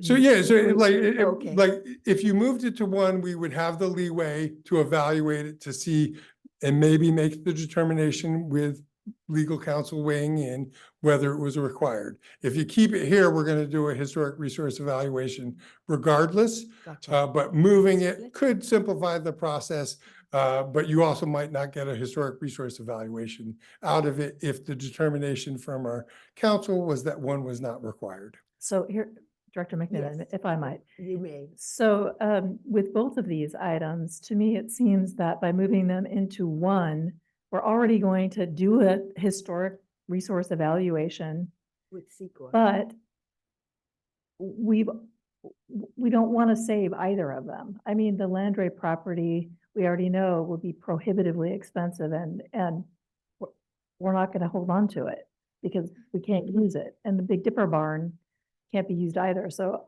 I don't know why we wouldn't let our professional staff take a look at whether to do this historic resource evaluation, and if it's not necessary, then move to demolition. And I do have an updated cost estimate from our subject matter experts. McCanny is very similar, and that historic resource evaluation was just completed. And I was usually if I overestimate something, I'm right on the mark with district work, but about $6,000. Oh, okay. Okay. Although So Director Riffle was right on the mark. what do you feel? We have a motion on the floor. It hasn't been seconded. Well, okay, hold on. Director Kishimoto. Well, I mean, it sounds like from the discussion that that we would move the Loundray and the Big Dipper barn into category 1. Mhm. And I'll make that motion. I'll second that. Is that all right with you to have your motion overridden? I don't have a second, so You've never got No. a second. it's okay. No hard feelings. It's been seconded. That's where it's going to end up anyhow, so I'm fine with it. We're getting a bit I like snippy category here. 1. Do we have, one more question? One more question. So, yeah, $6,000 is more the range, but I guess, more accessible. I'm more accustomed to like $2,500 to $3,500, but Yeah, and I would say Lingerie is very comparable to McCanny, so probably the Big Dipper barn would be a little bit less. You're also talking, well, in small structures even beyond that, but 3 main structures at Lingerie and just 1 at the Big Dipper barn here. so the question is this is, so there've been comments about giving staff more latitude about whether CEQA needed to be done or not. So I'm confused about that. No, because it was sequel will required. need to be done. Okay. And CEQA approval will come back to the board for all of these structures at the Mhm. time of, in this case, a demolition contract. Whether an HRE is needed to be done to complete CEQA is something we will look at if the board decides to move these into group number 1. But if required by CEQA, we will definitely complete an HRE. That's a good clarification. And for anybody who doesn't know, an HRE is an historic resources evaluation. Yes, yep, So, okay. Thank you very much for clarifying that. thank you. Do we have any oh, hang on, it looks So- like we've got more comments. I want to Director make Seer. clear way what I am voting on and Yeah. why. Oh, it would be to move the 2 structures under number 2, which is the laundry house and the Big Dipper barn into category 1. And the value of that is, The value of that is giving the option for staff to evaluate and legal counsel to evaluate whether a historic resource evaluation is required. okay, and that's normally happens into the way this is set up here. It would normally not happen. So all the ones I'm in sorry, I one was already confused. have the historic resource Okay, evaluation. so this would decide that it would go, the staff would make that choice. Staff would make that choice whether it was required, well, and I should say not choice, but determine whether it was required under the CEQA evaluation. Sorry, I misspoke. Okay, I Is think that I'm do clear. Thank you. understand? It's a little complicated, but Well, we've already moved 1 out of 1. were there more questions? Do we have any public comment at this point? We did not have any. All right, can we take a vote, please? Director Gleason, Yes. Director Christine Tucker, Yes. Director Riffle, Yes. President McNiven, Yes. Director Holman, Yes. Director Kishimoto, Yes. Director Seer. Yes, Thank you. Motion passes 7-0.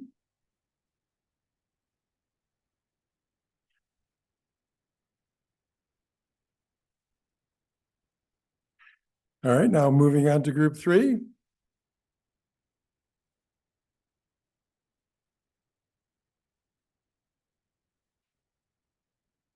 So basically, we're adding one to this list.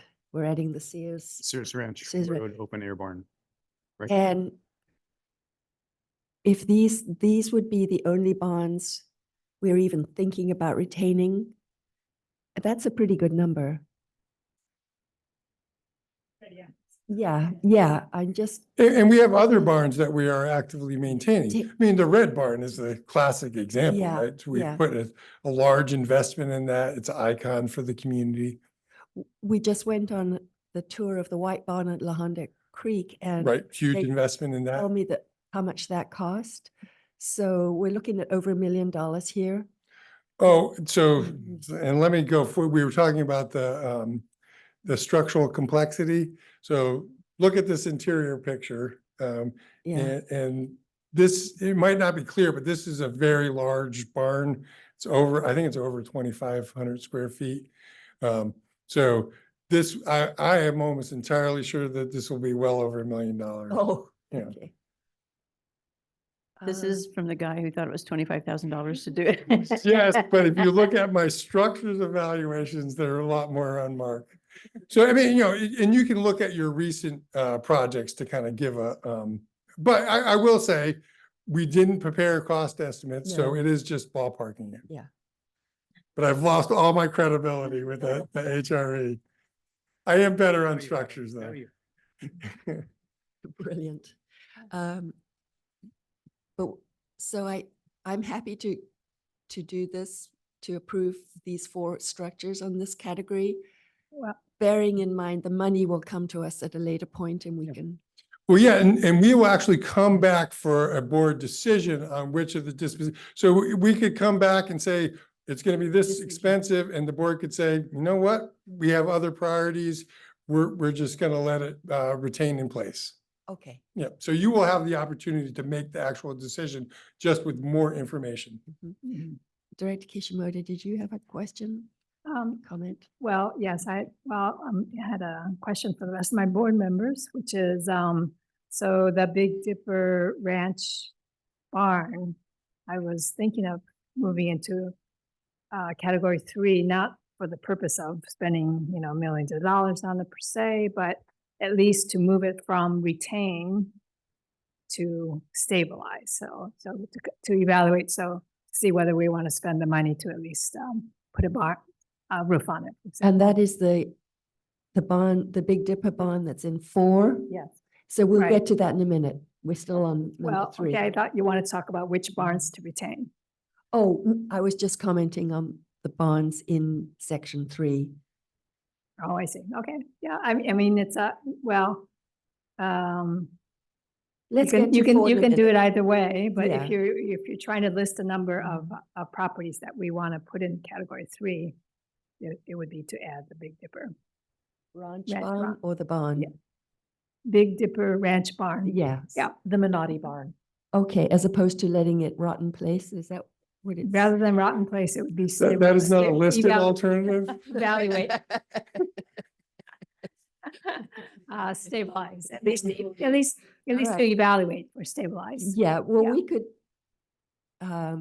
we've already moved the Sears Ranch into group 3, and you're recommending we move the Big Dipper Ranch barn into group 3. Yes, I mean, yeah, not, Yeah. again, not Uh-huh. for complete rehabilitation, but Sure. to consider. Director McNiven? Yes.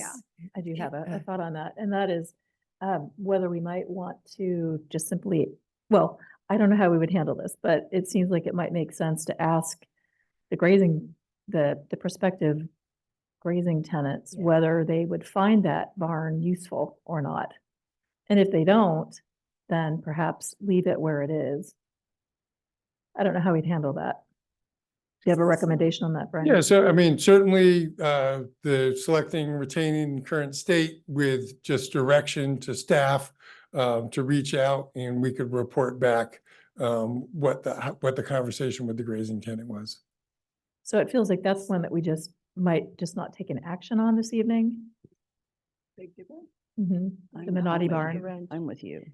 You mean not move it into, because if you keep it in category 4, it is. Rotting in place. Rot in space. Well, no, my thought was be to not act on it at all this evening. And either way, just wait and get a sense whether the grazing tenants would have any interest in it at all. If they Mhm. don't, then We'll let it rot. Yeah. leave it What do where you it's mean? at. Just not vote, just say we're going to postpone voting on that?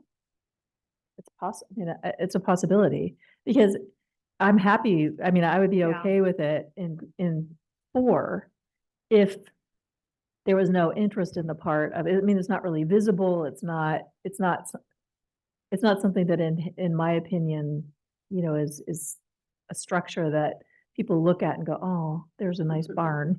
That is a beautiful barn. But it's okay. Well, Wow. Director Holman. So I'm with Director Kishimoto on this, and I would tell you why. I appreciate the comment about, if a rancher would find use for this, I appreciate that. And I think it needs to be moved to category 3 for staff to come back with an answer to that. Because it says board evaluation or further board evaluation, whichever it is.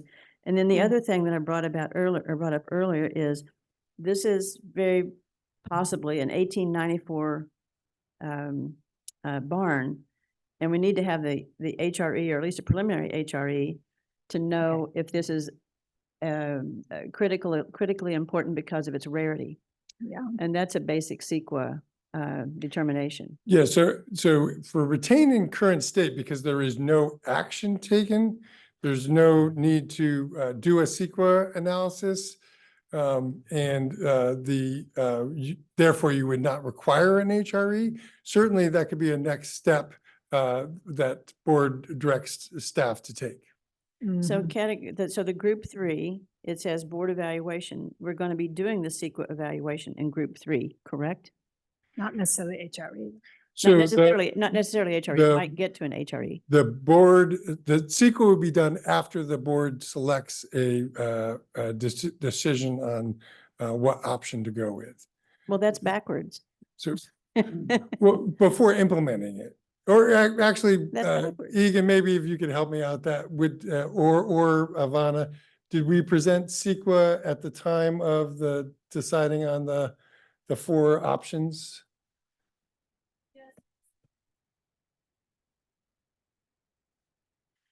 So if we did a board decision and then came forward with CEQA evaluations, then the board is making decisions absent having the information that they should have to make a decision.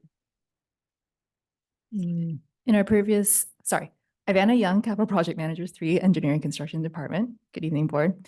To answer your question regarding the CEQA, so typically for our structures disposition in structures past years, we have done a CEQA evaluation, and it is included in the board report that also legal counsel verifies before we include it into our presentation. So we have that information before making a decision. Is that That's what you're saying? correct. Yes, yeah. Thank you.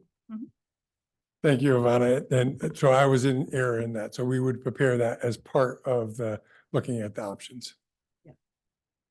So I think the question at this point is whether we vote on group 3, including the open air Sears Ranch barn, and then we go to group 4 and whether to move the Big Dipper up to 3. I think that would be easier than moving from 4 to 3 when we haven't voted on 4 yet. Is that okay? Madam Chair, why don't you take a vote on number 4 first and then finish with number 3? So I think if you vote on group 4 group 4, first yes, and then to and group 3. move, and we may want to move that Mhm. one to group 3, and if we don't, then Correct. brilliant. All right, so we're on to group 4. And somebody would like to make a motion? You'll make a motion.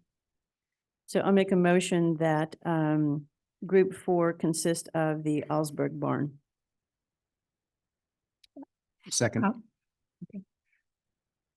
I'm assuming there's no public comment. We do not have any. Thank you. Warn everybody else. And we're still laughing. We will take a vote, please. Director Gleason, Yes. Director Christine Tucker, Yes. Director Riffle, Yes. President McNiven, Yes. Director Holman, Yes. Director Kishimoto, Yes. Director Seer. Yes. Thank you. Motion passes 7-0. And last, do you have a comment? Motion. A motion, last but not least, a motion. Okay, so regarding group 3, I move that group 3 include the Sears Ranch open air barn, the Labitas Ag Barn, the October Farms Barn, the Gordon Ridge Barn, and the Big Dipper Big Dipper Ranch Barn. Second.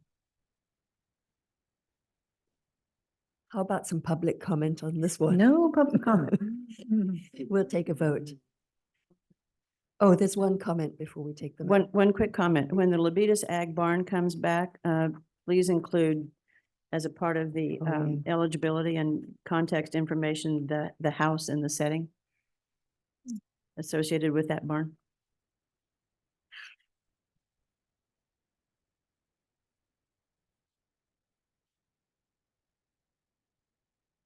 When you're ready, we'll take a vote. Director Gleason, Yes. Director Christine Tucker. Yes. Director Riffle, Yes. President McNiven, Yes. Director Holman, Yes. Director Kishimoto, Yes. Director Seer. Yes. Thank you. Motion passes 7-0. Great. We've saved Thank you. 5 barns. Could I make one comment? Yes. Thank you so much, Brian. Aw, This was sure. really Yeah. excellent. Yeah. Very well done. And I Yeah. just, It was oh, fun. thank you. So, and just to, we've talked about the next steps in the report, but so we still will not like bring a contract for all the dispositions in 1 year.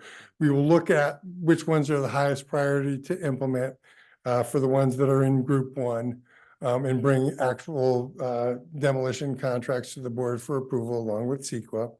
And then we will also look at the group that you've put into the structures you put in group 3 and cluster them and put them in appropriate fiscal years for evaluation. Obviously, none in this next fiscal year in that group that are already, which I don't believe any of them are already on it.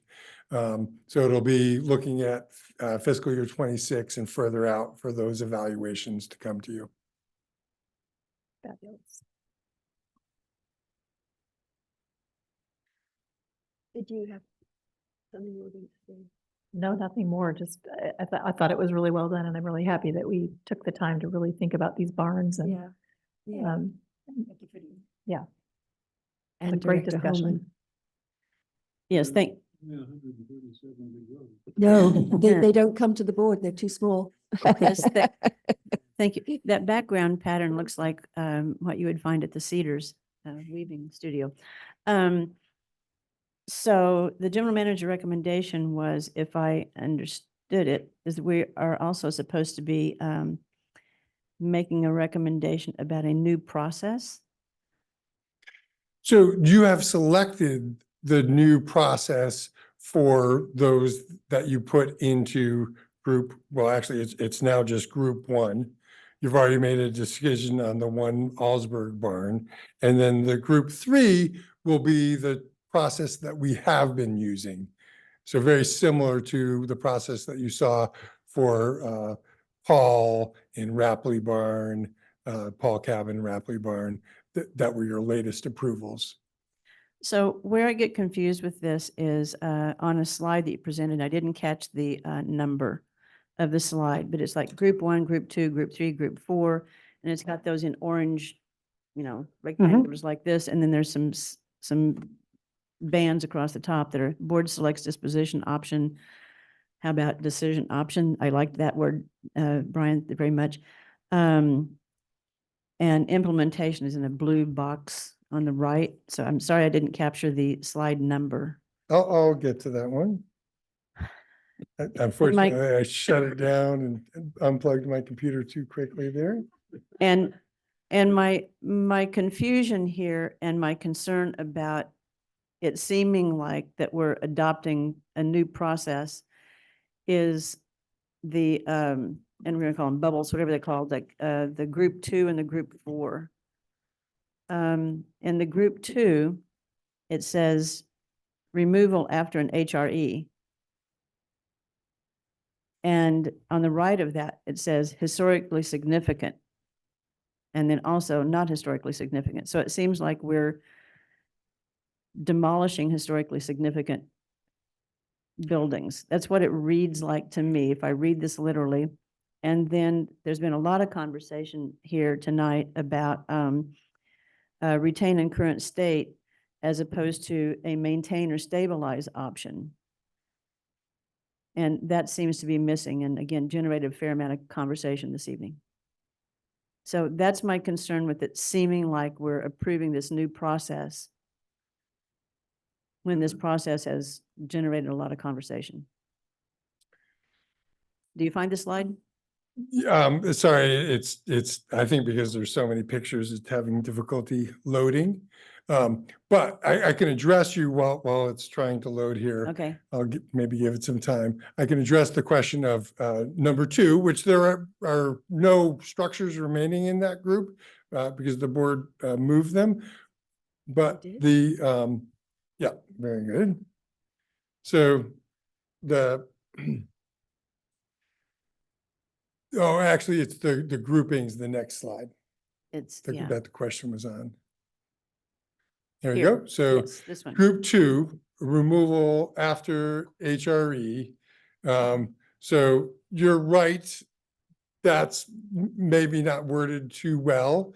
So If it's historically significant after you conduct the historic resource evaluation, then it would go basically to group 3, the full evaluation. If it's not historically significant, you do CEQA and you go to the removal and you bring it to a board contract for approval. So that original wording in group 2, it shouldn't have said HR. The intent is that there's a split between whether it's historically significant or it's not. And the 2 structures that were moved to group 1, if we determine that it's required to do a historic resource evaluation and it comes back historically significant, we will bring it back to the board to select a option. And then again, thank you for that clarification Yep. very much. So this is why I'm uncomfortable saying like, oh yeah, we're great with this new process and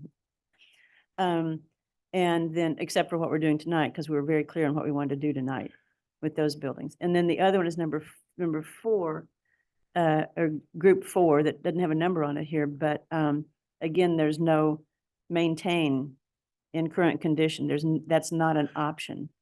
And that generated a lot of conversation here. Yeah, so that is kind of one of the standard options that we came up with. I think the assumption here is that and let's go to the 3 choices the board has. One, the board can choose any in-between option the board desires, right, for a particular structure. So it's yes, these 4 options. So the retain in current state is the do not maintain option. Mhm. It's assumed in this that if you want to maintain it, first you're going to have to, and typical thing would be to replace the roof, right, if it's leaking, and then stabilize the structure, because there's not really a point in trying to maintain a structure if water's coming in and it's not structurally stable. So that would typically be your first option, either to stabilize or rehabilitate and repair before you went into a maintenance cycle. There was a discussion of some potentially more minor repairs or maintenance. And that's certainly something the board could select as a aspect of retaining in the current state. But that is defined as we've defined it in past presentations and in the board report tonight as the no maintenance option. So this is the current process, which does include the stabilize and so well, as one board member at least, and I don't know if the other board members are gonna have the comments, I'm not comfortable with as it's presented in this presentation, what the 4 options are for a new process. I'm not. So comfortable this with is that. the existing one, but I know. so it's meant to represent the extremes and in-betweens, right? So remove it, just let it sit as be, stabilize it, or just total repair and rehabilitation. These are the options that, at least on given the current board direction, we would bring back with those group 3 structures. Mhm. If the board wants to choose something in between those, these are just general defining characteristics. You could tell us, hey, we don't want to stabilize the foundation, just throw a new roof on it. Maybe it's just give it a paint job. If that's what the board wants, that's what we're going to implement. But I think these represent the kind of full scale of options that the board has, from everything from removal to totally fixing it up. Yeah, agreed. Yeah. For a point, and it gets to be so like, we're weaving through here. Yeah. But it gets to be, this is very clear that this would be, I mean, as you describe it, these are the options of what would come back for the group 3 structures. Yep. But what's not clear to me is that as the choice of putting something in a category 1, 2, 3, or 4, Director Kishimoto, maybe you can clarify here. Well, so I think, so tonight I was a little bit confused by this too, because number 2 says approve an expedited decision-making process. So I thought staff was asking us to approve a new process, but in fact, that's not true. Actually, when we moved number two, we moved both of those into number one anyway, so number two is gone. Yeah. So we're not approving a new decision-making process. So if this whole, if we get another 400 new buildings, it's, it's not, it would not be necessarily following this process. We're not approving that process. So, and what we will attempt to do, not always going to have the information needed, but we will try to do a good job, which I think we've done a better job recently, of addressing the specific structures in the preliminary use and management plan of the acquisition report. Because that, I mean, that's where you want to make it, like, if you're going to keep it and maintain it, you want to start doing that immediately. And if you want to get rid of it, you want to do that immediately too. So you do it while it's accessible. You know, like for instance, the Apple Orchard house, that probably in retrospect would have been a lot easier to get rid of when we had the road that was going to it. Yeah, okay. So as long as we're not approving. adopting a new process. Yeah, and that was meant to choose a process for these particular structures. Okay. And, you know, of course, it has loaded at this point, but thank you. Well, thank you, Maria, for setting up the correct slides. And thank you for this very involved and interesting discussion on one of the important resources that we have. Well, thank you. Thank you, Brian. I'm just very impressed with not only the depth of this and the spirited approach to kind of take a look at a variety of viewpoints, which I really appreciate. But Brian, you're able to stand up there for 3.5 hours and lay this thing out and have committed it to memory is extremely impressive. So I very much appreciate it. I know there were other folks that were assisting with this. You didn't just fly it by yourself, but you presented it by yourself. Thank you. Very, very thoroughly. Thank you very much. Hey, thank you. All right, our next item is an informational memorandum on the Hawthorns Historic Complex Partnership Project update. Does any board member have a question or comment on this informational memorandum? Appreciated the clarification in the memo. Great. Great. Okay, perfect. It took so long.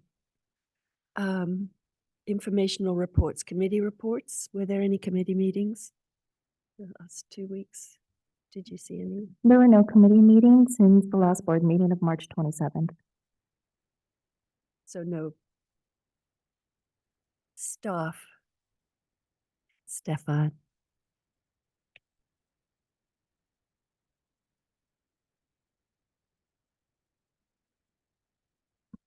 Good evening, Stefan Joshkolak, CFO. I just want to give you a heads up for next board meeting regarding the bond issuance for Measure AA. We will be coming to you with the authorizing resolution. Parameters in those resolutions are much higher than what the reality will wind up bearing, but it gives us authorization to move forward, basically. And it starts a 60-day validation period, which will then enable us to sell later in June and hopefully still close this fiscal year and record it all. The meeting after that, which is May 8th, we will be coming to you with the preliminary official statement, the POS, which is basically in large part the prospectus that we issue, which is all the details about the district, about the people involved, potentially about projects and all sorts of public information that people that would want to buy the bonds would need to know. So next 2 meetings will be important for that.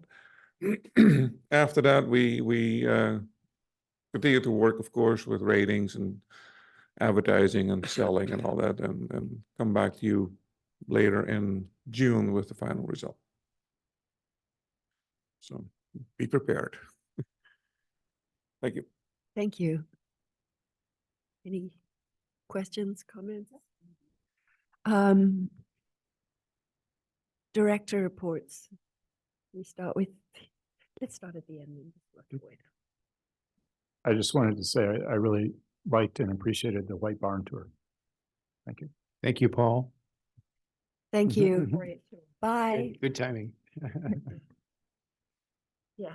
Okay, I too appreciated the White Barn tour. The wildflower training was spectacular. It was a gorgeous day. Director McNiven and I also presented to the Redwood City Council last week. And I've had a conversation with Betsy Ricks from the Kings Mountain Association. She's looking to establish more of a relationship with the district and facilitate the transfer, the flow of information between the two organizations. So Chris Baresi, our superintendent in that area, will be communicating with her. And finally, I had an opportunity to see the eclipse from the Stevens Creek Shoreline Nature Preserve, the study area the other day. It was pretty awesome. Beautiful day. So it's been a good 2 weeks. Great, Director Riffle. Yeah, just to add to what Craig said, thank you, Susanna, for the staff tour of the White Barn and for the great work, number one. Number two is Larry Hassett, really appreciated. So thank you for including him in that. So that was great. The other thing is I just want to say I really appreciate the biweekly updates, and especially this last one. It really highlighted the outreach that our staff is doing in the community. Lots and lots of examples of staff getting out. So I think this is so important, and I really appreciate it, especially for people showing up in their uniforms. I think that makes a big impression for kids. It did. I remember when I was that age, it made a big difference. So thank you for doing that, Brian. And Josh isn't here, is probably not listening, but I do appreciate the legislative updates. He did a really nice summary of kind of where things are. So I always appreciate those. So My two have been mentioned, the Redwood City Council and the White Barn. Director, no? Okay. Okay, so Director Aaron Holman and myself presented jointly to the Palo Alto City Council on April 1st. Oh, Palo Alto City Council. And yes, with Brian's support. So thank you, Brian, for coming. And then I'll mention on April 3rd, I attended the LAFCO meeting, which included the countywide fire services study. Yeah, I really enjoyed the White Barn tour and being able to get inside the structure and look at all that was done to do more than just let it sit in place.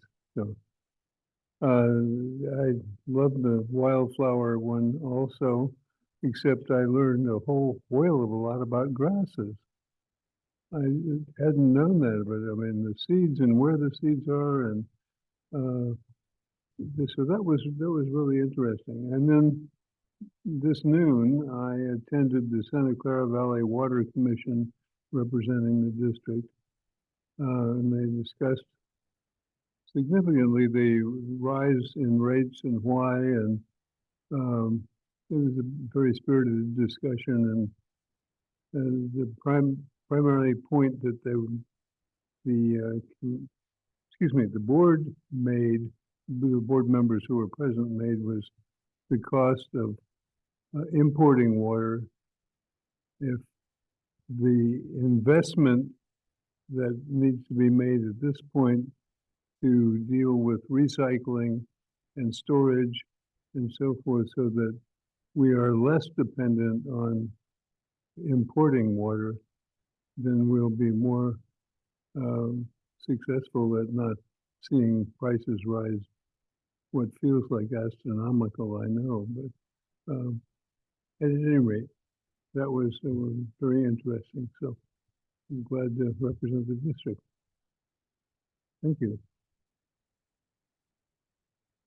This meeting is adjourned. The time is 9:47.